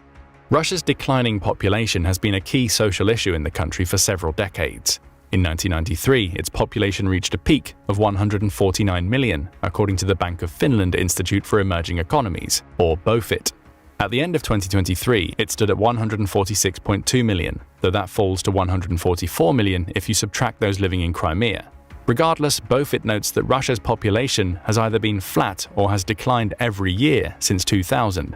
In 2023, just 1.27 million babies were born in the country, which is the lowest birth rate for over 20 years. More worrying for Russia is that there's also been a steep decline in the number of people aged between 25 and 30 living in the country. That figure is now 5 million fewer than it was in 2013. BOFIT also notes that Russia's current population figures are being buoyed by immigration. Take that migration away, along with removing populations from Russia's occupied territories, and its population would have shrunk by about 12 million people since 2000. So Russia already has a birth rate problem. The problem will only be exacerbated if the Ukraine war drags on for as long as Zihan predicts, as an even longer war forces Russia to mobilize further. That means more young people entering the meat grinder and being killed as a result, leading to even fewer people left in Russia to have children. Zihan's opinion: when this is done, one way or another, Russia is done. Perhaps his realization of this is why Putin is recruiting so many soldiers from abroad. The Radio Times interviewer notes the June 2024 arrest of a pair of Sri Lankan generals who were accused of aiding Russia in its war. Since that arrest, several outlets have suggested those generals, and others like them, have been duped into fighting the war. They don't want to be there. They didn't realize they would be fighting in Ukraine. Still, Putin wouldn't care either way. He simply gets more men to add to his human wave approach. Zihan notes that this appears to be part of Russia's strategy. That doesn't surprise me at all. There are Nigerians fighting in Ukraine. There are foreign exchange students that the Russians have press-ganged into fighting in Ukraine. So this is not a new strategy for the Russians. He notes that Russia used this strategy extensively during the Cold War too, leading to Russia forming strange press-ganged brigades of foreign soldiers that it doesn't advertise. Perhaps Putin's use of it now is both a recognition of the difficult situation Russia finds itself in when it comes to its population, as well as a sign of desperation. Get anybody it can into the meat grinder to try and wear Ukraine down. So where does all of this leave Putin? He faces a war that could be drawn out for many years, which could potentially result in the loss of millions more Russians. The younger population would bear the brunt of these losses, not only feeding into Russia's current population challenges, but also presenting labor issues once the war concludes. Putin also faces a resurgent Ukraine that's able to establish pockets of air superiority while using weapons supplied by its Western allies to strike Russia in its own territory. Speaking of the West, it's collectively becoming more confident in crossing Russia's red lines, with the rhetoric from NATO suggesting that it's preparing for an upcoming war with Russia. Putin is trying to balance an extremely delicate situation. If Zihan is correct, Russia's missteps in the war, combined with existing societal issues, are chipping away at the strongman image that has been so essential to his leadership. With that image weakened, it may only take one major event, such as the starving out of Crimea or the loss of the war entirely, to finally put an end to Putin's time as Russia's president. But what do you think? Is there any chance that Putin may lose his seat of power before the Ukraine war ends, or is his position stronger than Zihan suggests? The Ukrainian war is one of the most closely watched conflicts in modern history. But the raw numbers reveal a story that's far more chilling than you might think. What hidden patterns are emerging from the chaos? Could these numbers predict the future of this brutal war? Our military experts have been digging deep, and what they've uncovered is both shocking and sobering. Russia's illegal war in Ukraine has brought devastation on an unimaginable scale. The violence is staggering, but the numbers tells a story that the words alone cannot. 1,200 kilometers of front line, 150,000 homes reduced to rubble, entire cities obliterated. And the cost? The World Bank estimates it will take over $500 billion to rebuild what's been lost. As both sides dig in, this war has become a grueling battle of attrition with no end in sight. Each day grinds forward with no easy answers, only more destruction. In today's video, we're diving into the hard data that reveals the true scope of this conflict, from the shifting battle lines to the staggering humanitarian crisis. These statistics aren't just numbers, they're the key to understanding the war's ongoing impact and what might come next. Whether you're here to learn about military strategy or to grasp the human toll, this analysis will give you the insights you need. Let's dive in. 2.5 years ago, Russian forces shocked the world by launching Vladimir Putin's full-scale invasion of Ukraine. One of their primary objectives was the swift capture of Kyiv, Ukraine's capital, in an attempt to destabilize and overthrow the Ukrainian government. Crossing through Belarus, the vanguard of a combined force of 360,000 Russian soldiers converged on Kyiv from the west and northeast. Despite initial gains in the encirclement of key suburbs, Ukrainian forces stood firm, employing guerrilla tactics, fortified defenses, and effective use of anti-tank weapons to stymie their overconfident foe. The Russian advance soon stalled. Logistical challenges, the underestimation of Ukrainian resolve, and the effective Ukrainian counterattacks forced Russian troops into retreat by early April 2022, marking a significant failure in Russia's strategy to decapitate the Zelensky regime in the war's opening phase. The war has since devolved into a prolonged, grinding struggle. As Russia refocused its military efforts on the eastern Donbass region and southern coast, the conflict has become characterized by intense, sustained artillery duels, trench warfare, and incremental territorial gains by both sides. Progress is measured in meters rather than miles. The Russian military, unable to achieve its initial objectives, resorted to relentless bombardments and exhaustion tactics, aiming to wear down Ukrainian forces and civilian infrastructure. Meanwhile, Ukraine, bolstered by Western military aid and intelligence support, adopted a strategy of strategic defense and localized counteroffensives, gradually reclaiming occupied territories, albeit at significant cost. Ukraine knew it would struggle from the start. Its campaign would unfold on a scale the world had not seen since the Second World War. The Ukrainian armed forces faced an enemy with a population 4 times as large as their own, an alleged superpower with 5 times as many armored fighting vehicles, more than 160,000 to Ukraine's 22,110. 3 times as many artillery pieces, 4,397 to 1,639. 5 times as many air defense systems, 1,760 to 81 for Ukraine. Well over 10 times as many aircraft and a navy, comparatively at least, that stood second to none in its own backyard. Ukraine worked hard since the initial 2014 Russian seizure of Crimea to modernize its military. They chose to mold it in the image of the West, with a trained reserve and Western-supplied combat units that consciously and incrementally jettisoned traditional Soviet doctrines. Since 2021, Ukraine has converted its military ranks to NATO standards. Ukrainian soldiers use Sir, with the addition of a military rank, rather than the more traditional comrade. It trains its forces to operate in self-contained brigades, each capable of solving problems in its area of responsibility. Starting the war with around 250,000 active-duty military personnel and 220,000 reservists, it's seen significant injections of Western air defense systems, tanks, infantry fighting vehicles, anti-tank weapons, small arms, and many other implements since 2022. The total amount of Western aid, both pledged and donated, is today fast approaching $400 billion.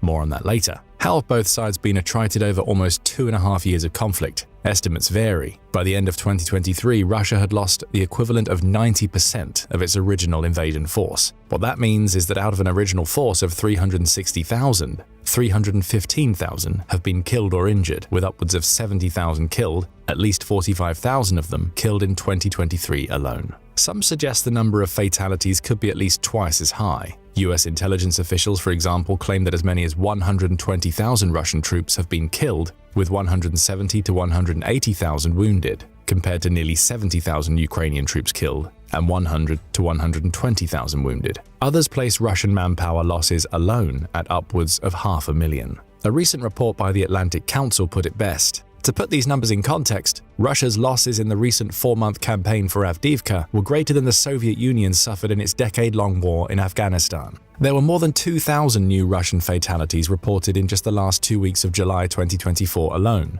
and more than likely, the actual numbers are much, much higher. On August 5, 2024, Russia lost 1,180 soldiers in a single day, a decrease from a maximum of 1,262 in May, when Russian forces were conducting counter-offensive operations along the Kharkiv axis. These losses are frankly staggering, even if the statistics themselves remain fickle at best. Casualty estimates during ongoing combat operations are notoriously difficult to calculate, with both sides aggressively censoring their data. Still, if a recent report is to be believed, in Russia the number of obituaries is rising so fast that they can't keep up with them. In all, according to one insider, the increase in losses of Russian troops in recent months has been much more significant than expected. On the Russian side alone, more than 3,600 officers have been killed, a number that includes 424 with the rank of lieutenant colonel or higher. It's perhaps telling of the type of military Russia has built that analysts of the conflict claim it's expended 11,463 prison inmates killed on Ukraine's eastern front. The losses of military hardware and equipment have been somewhat easier to track,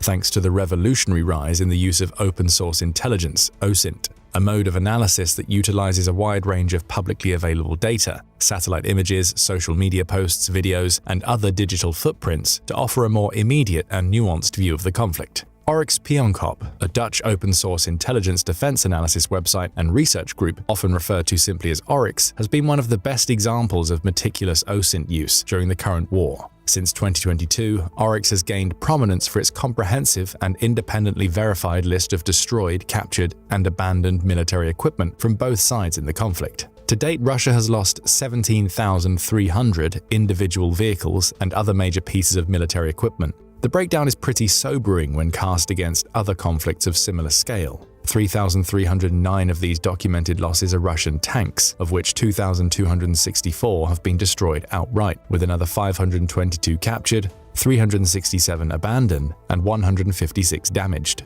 Russia has also lost 1,518 armored vehicles, including various models of BMPs, BTRs, and MT-LBVMs, along with 4,400 infantry fighting vehicles. Destroyed, captured, and abandoned armored personnel carriers amount to 477. There have been 271 lost infantry mobility vehicles, 284 command posts and communication stations, 535 engineering and logistics vehicles, to say nothing of 402 multiple rocket launchers, 394 towed and 802 self-propelled artillery pieces destroyed or lost. Russian air defenses have taken a significant hit as well, with 268 surface-to-air missile systems and dozens of expensive radar, jammers, and deception systems taken off the battlefield by Ukrainian forces. Ukraine, having taken significant losses to their own air force in the early stages of the war, has been able to deny Russia air superiority by knocking 122 aircraft and 140 helicopters off Russian rolls. This has been an amazing achievement considering that by March 2023, Ukraine's entire fighter fleet had been whittled down to a mere 69 aircraft, barely more than 3 fighter squadrons by NATO standards. Russian losses at sea have been even more eye-opening, considering the fact that Ukraine has been operating on a naval shoestring since the country's opening days, that is to say, basically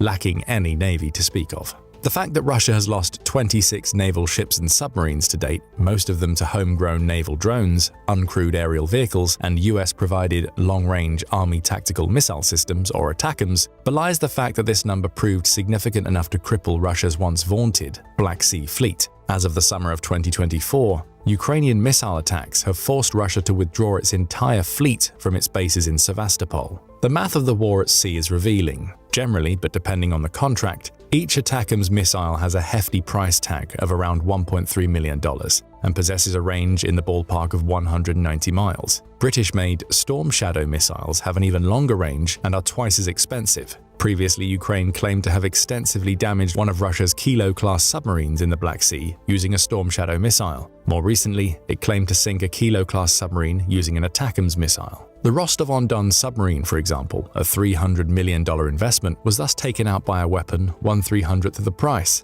Ukraine is also using these weapons to destroy oil depots, port facilities, amphibious landing ships at dockside, and other investments, losses which have effectively rendered Russia's naval prospects functionally inactive for the foreseeable future. The financial asymmetry of Ukrainian naval warfare can be seen in the nature of drone warfare writ large as it's evolved throughout the conflict. As the war progressed, smart, low-cost drone technology has enabled Ukraine to counteract some of its most pressing disadvantages, that of manpower and its damaged military-industrial base, for example. "This is a war of drones," noted one Ukrainian political advisor. "They are a superweapon here." Notably, while the dollar-per-kill ratio is several orders of magnitude lower than other weapons, they also have a very high kill-per-mission ratio, as they target individual targets such as single soldiers or tanks, much more than the random death dealt by missiles and bombs targeting things like supermarkets or frontline physical defenses. Having been used to attack everything from Russian soldiers cowering in burnt-out hulls of destroyed tanks, the Kremlin, and everything in between, drones, both homemade and commercially produced, offer a viable alternative to far more expensive and technologically sophisticated military systems like fighter jets, tanks, and artillery. For the price of a single F-35 fighter jet, you can buy 55,000 Chinese-made DJI Mavic 3 drones, the chosen model currently employed by both Russian and Ukrainian forces. At $2,000 apiece, it doesn't matter whether they break or not. They're easy to maintain and even easier to jerry-rig with all manner of ordnance. Even if a fifth of these drones make it through to their target, you're looking at 10,000 confirmed kills, all for the price of a single F-35. Today, drones have become an essential strategic and offensive element of the war. Both sides employ assault drone companies, down to the brigade level. Drones in Ukraine vary in size from 12 centimeters to drones with wingspans over 15 meters. Quadcopters and other rotor drones are the most common, with larger armed systems like the Turkish-made Bayraktar TB2 causing significant damage in the early phases of the conflict, before Russian electronic warfare systems developed robust enough defenses to shoot them down. Ukraine claims it's losing 10,000 drones a month, yet by early 2024, there were as many as 200 independent companies producing cheap drones throughout the country to account for these losses. Domestic output is up 100 times higher than the first year of the war, with Ukrainian officials setting a target of 1 million drones to be produced in calendar year 2024, approximately double the amount of artillery shells furnished by the entire European Union in the same span. Recently, a coalition of 10 countries promised to supply another 1 million drones to Ukraine by February 2025. For their part, Russia has pledged to produce 2 million drones in 2024, importing thousands of Shahids and other drones from Iran. It's currently churning out upwards of 100,000 drones a month. With the introduction of autonomous AI-powered drones already seen on the battlefield in Ukraine, the potential of drones is expected to grow exponentially for the foreseeable future. Entire swarms of drones can be managed by just a few operators, and since these drones can navigate independently after a target is selected, electronic countermeasures that disrupt communication between drone and its operators are rendered moot. And what has Russia gained in more than 2.5 years of waging Putin's special military operation?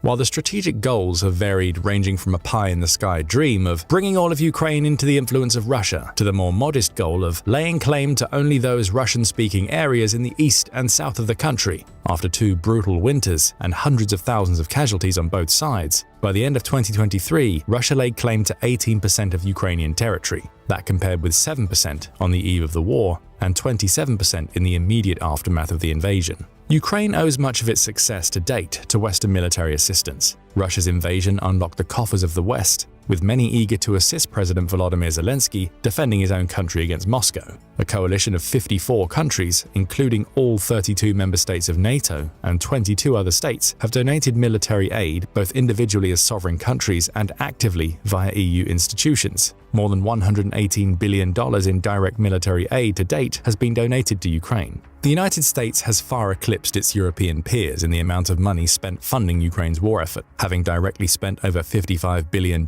in military assistance. Germany, the United Kingdom, Japan, and Canada follow with $16 billion, $14.3 billion, $9.9 billion, and $7.8 billion respectively. Total donations often don't tell the whole picture, however. Not all GDPs are created equal. With donations visualized as a percentage of GDP, smaller European nations top the chart, with Denmark, Estonia, Lithuania each donating 1.8, 1.7, and 1.4% each. Taken together, the entirety of the European Union institutions, along with the United Kingdom, Norway, Iceland, and Switzerland, have collectively allocated a total of 110.2 billion euros for Ukrainian use, about half of which has been earmarked for military use. It took longer than it should have for the West to donate its best weapons for Ukrainian use, and some might fairly argue that they're still holding back for fear of retaliatory escalation on Moscow's part. Yet the money set aside for Ukrainian use have made it possible to send a smattering of high-tech weaponry that's helped Ukraine defend itself. While the effectiveness of tanks on the battlefield has been largely offset by the ubiquity of cheap drones,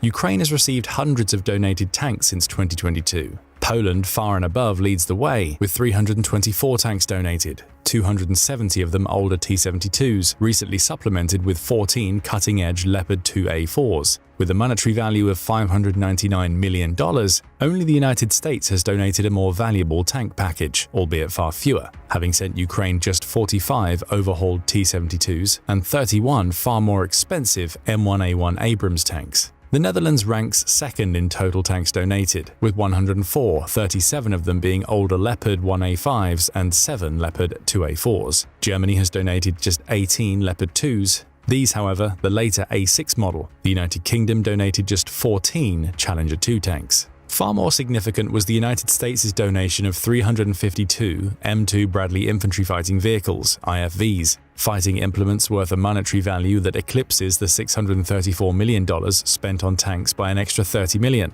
The Netherlands ranks second behind the US in donated IFVs, having donated 269 YPR 765s. Germany in third sent 140 Marder IFVs, with the Czech Republic, Denmark, and Greece each ranking behind them, having sent several hundred versions of the older Soviet-style BMP. Because of their ability to suppress fortified positions, move quickly, and transport and medevac entire squads to and from the battlefield, IFVs, far more than tanks, have proven their worth in the attritional quagmire that is the battlefield today. One of the most valuable weapons of the war is the venerable artillery piece. Some analysts estimate that up to 80% of all casualties in Ukraine have been caused by artillery. It currently takes Ukraine 75,000 artillery shells a month to maintain their active front line, or between 2,000 to 3,000 shells a day. That may not seem like a lot, but it is. To put that into perspective, as of March 2024, the defense industries of the entire United States and Europe together could only produce a little over 3,000 shells a day, or 1.2 million munitions annually.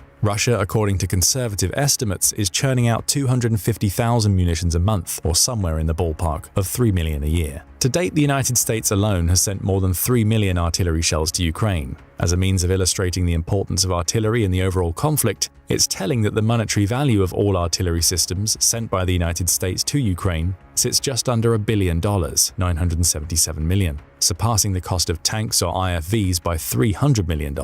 Most of these have been the highly mobile and effective 155mm M777 howitzers, 142 to be exact, out of 201 total pieces. Part of Ukraine's problem is that each country donates the howitzers it currently has in stock. While many of them fire NATO and US standard 155mm shells, they all use different parts and consequently can be difficult to maintain. Well over half of the artillery systems donated by the United Kingdom, for example, ranked second in overall artillery donations with 78, are the British-built AS-90 self-propelled gun. Italy ranked third with 76 pieces donated, a number of FH-70 guns in use by several European, Arabic, and Asian nations. Estonia, notably, donated its entire inventory of FH-70 guns.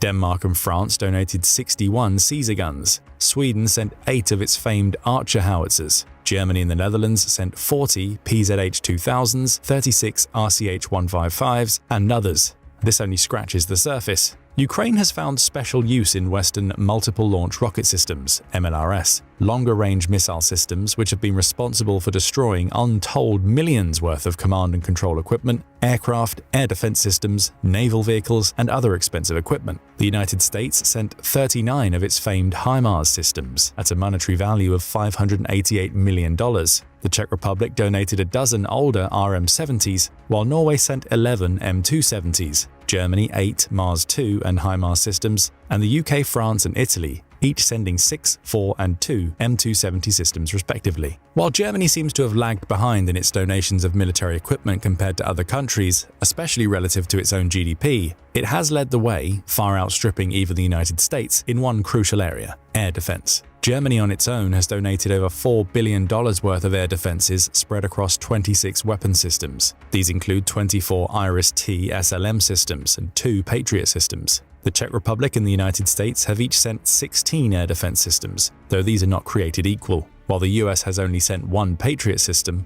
it's sent 3 NASAMS and 2 Hawk systems, 6 of the latter having also been donated by Spain. At the mercy of Russia's long-range cruise missiles, drones, and glide bombs, Ukrainian civilians rely on these air defenses to mitigate collateral damage and defend them on a daily basis. In the air, Ukraine is currently on track to receive 95 single-seat F-16A fighters and 2-seat F-16Bs from Belgium, Denmark, Norway, and the Netherlands, though some put the number closer to between 60 and 80. Many experts claim this number will hardly make a dent in the ongoing war, though it will provide Ukraine with better means of bolstering its own air defenses and a stronger pathway to someday integrate its military into the US and European defense and economic ecosystem. It would take somewhere in the ballpark of 12 fighter squadrons, according to a recent CSIS report, to achieve the air support needed for the war on the ground, with 4 squadrons primarily responsible for each core mission set: enemy air defense suppression, air interdiction, and defensive counter-air. How many fighters is that, you ask? 216 F-16s, with 18 per squadron. It would be hard for Ukraine to maintain, let alone supply and control, an air force of that size with its own industrial defense base. Most of its pre-existing supply chains used to repair, reconstitute, and sustain its existing air units either trace back to the old Soviet Union and no longer exist, or are now under Russian control. Yet the conferral of Western F-16s marks a significant start to the process of wresting back a modicum of aerial control in this long attritional war. The more Ukraine integrates itself into US and NATO supply chains, the easier it will be to sustain its effort over the long term. According to the Pentagon, 2 years of war have not come cheap for Russia. We've already discussed the human costs, but what about the economic impact? As of February 2024, 2 years of military operations inflicted $152 billion in direct damage to Ukraine, but it cost Moscow $210 billion in the process. As part of the economic sanctioning, Russia also lost $10 billion in paused arms sales. Many have claimed that Russia, having overhauled its entire economy onto a war footing, will easily be able to outpace Ukraine in a grinding war of attrition. With the congressional pause in US assistance earlier this year, it was hard to argue otherwise. Ukrainian forces struggled to maintain manpower, morale, and supplies in the field as Russian offensives intensified. Yet the numbers in Russia also tell an eye-opening story. 2.5 years since Putin launched his full-scale invasion, the humanitarian and economic costs have been exorbitant. To maintain its facade that the war is going well, Putin's government, for example, has ramped up its tactics of fear and repression, and the consequences are becoming increasingly dire. According to OVD Info, a human rights organization that tracks political persecution in Russia, there are currently 892 criminal cases against anti-war dissidents. And if that's not enough to alarm you, 19,855 people have been detained at anti-war protests. That's nearly 20,000 individuals standing up against the war, only to be met by brutal crackdowns. Now here's where it gets even more concerning. OVD Info's data shows a significant spike in politically motivated detentions since the invasion. Of the 3,626 people in Russia who have faced these prosecutions since 2012, more than a third, 1,305, have been in just the last 2 years. That includes 728 in 2022, 521 in 2023, and 56 so far in 2024. It's clear that the Kremlin is doubling down on fear. But why? The answer lies in the nature of political change in Russia. Historically, real change happens when 3 things align: a divided elite, a disaffected public, and a lack of fear. The Putin regime knows this, and it's doing everything in its power to keep fear alive and well. Russia's invasion of Ukraine has backfired in a big way, especially when it comes to natural gas and their place in the European market. By launching a full-scale invasion of Ukraine, Russia has lost a huge chunk of its natural gas market share in Europe, and the financial hit is massive. Russia is projected to lose between $27 and $34 billion in 2024 alone, depending on gas prices. To put that into perspective, that's about the same amount Russia had planned to spend on education and healthcare this year, but instead, much of that money has been funneled into Moscow's brutal war effort. Now here's where it gets a bit ironic.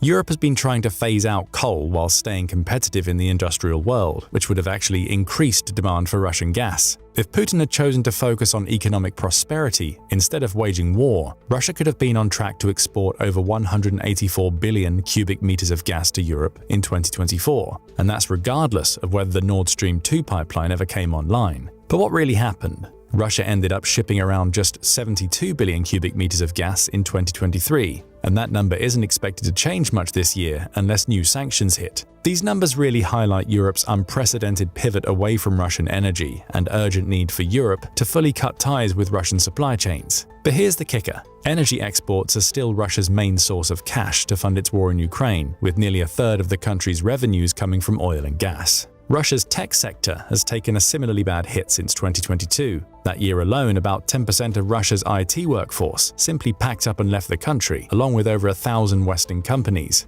That's a big deal. The IT sector has been a huge driver of the Russian economy, accounting for nearly a third of its growth since 2015. In response to this exodus, Moscow tried to keep its talent by offering lower income taxes and better mortgage rates. But guess what? Those incentives didn't work. More than 100,000 young, highly educated IT professionals still chose to leave, creating a massive talent gap. According to Russia's Minister for Digital Development, the country's IT sector now faces a shortfall of over 500,000 workers. But that's not all. The situation is even worse because of the exit of major Western tech firms like IBM, Intel, Microsoft, and others. Before the invasion, Russia's tech industry was heavily dependent on Western inputs, everything from semiconductors to operating systems. With sanctions in place, access to this critical technology has been severely limited, and the alternatives just aren't cutting it. Chinese tech, which Russia has turned to, has proven to be an imperfect and expensive substitute. So what does all of this mean for the future? Russia's tech sector is now cut off from global connectivity, research opportunities, and the critical technology it needs to compete on the world stage. If this trend continues, it's likely that Russia will fall behind other global powers like the US, China, and the EU. Before the war, Russia's annual inflation was around 9%, but in the first year of the conflict, it spiked to between 11% and 17.8%. After that, thanks to interest rate hikes by the central bank, inflation dipped as low as 2 to 3%, but it's been creeping back up, hitting 7.4% this January. Interest rates have been all over the place too. The central bank slashed rates from 20% down to 7.5% between March and September 2022, but they had to hike them back up to 18% by July 2024 to control inflation. Russia's financial risk has also exploded. Its credit default swap, CDS, risk premium shot up from around 200 before the war to a staggering 13,800. Beyond military spending, Russia's economy is feeling the strain from Western sanctions. The EU has imposed its 13th sanctions package, and over $320 billion of Russian central bank reserves are frozen by Brussels, the G7, and Australia. On top of that, 70% of Russian banking assets and over 20 billion euros in assets belonging to more than 1,500 people and entities are under sanctions. Russia's exports have taken a massive hit, dropping 28.3% to $425.1 billion last year, with exports to Europe plunging 68%. Imports have stayed relatively stable, but the overall picture is bleak. Since the war began, countless companies have pulled out of Russia, ending operations, investments, and partnerships, while many countries and sectors have imposed sanctions or suspensions. Meanwhile, Russia's defense budget keeps growing, making up 23% of the total government budget in 2023, up from 21% in 22 and 20% in 21. There are other alarming figures. These are, for example, 685 current suspects identified by the Ukrainian Office of the General Prosecutor as instigators of war and propagandists of the Kremlin. Collectively, the office has also charted 125,698 registered crimes of aggression and war crimes. It's completed war crimes trials against just 238 military personnel. Russia has inflicted an extremely disproportionate and staggering toll on Ukrainian civilians caught in the crossfire of war. A recent report from the International Rescue Committee (IRC) estimates that 4.6 million Ukrainians need humanitarian assistance this year, including 3.7 million who are internally displaced. The report also highlighted over 4,000 attacks on education facilities,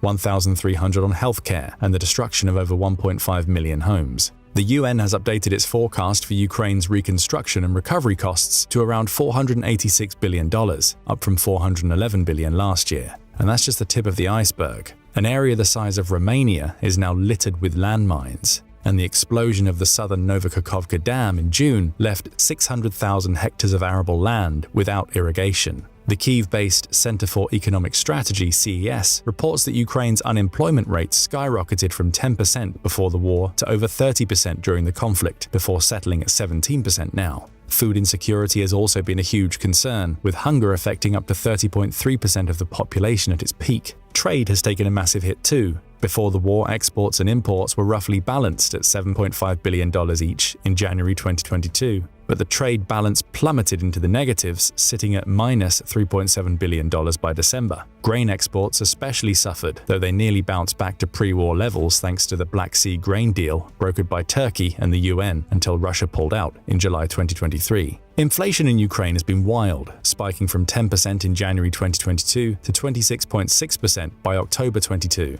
before dropping to 4.7% now. The economy, after shrinking massively in 2022, showed signs of recovery in 23, with positive GDP growth in the second quarter and beyond. Looking ahead, Ukraine will need around $15 billion just for immediate reconstruction and recovery in 2024, according to the World Bank. The focus will be on mobilizing the private sector and restoring housing, energy, and transport infrastructure. Since the war began, direct damage has already reached nearly $152 billion, with the hardest hit sectors being housing, transport, commerce, energy, and agriculture.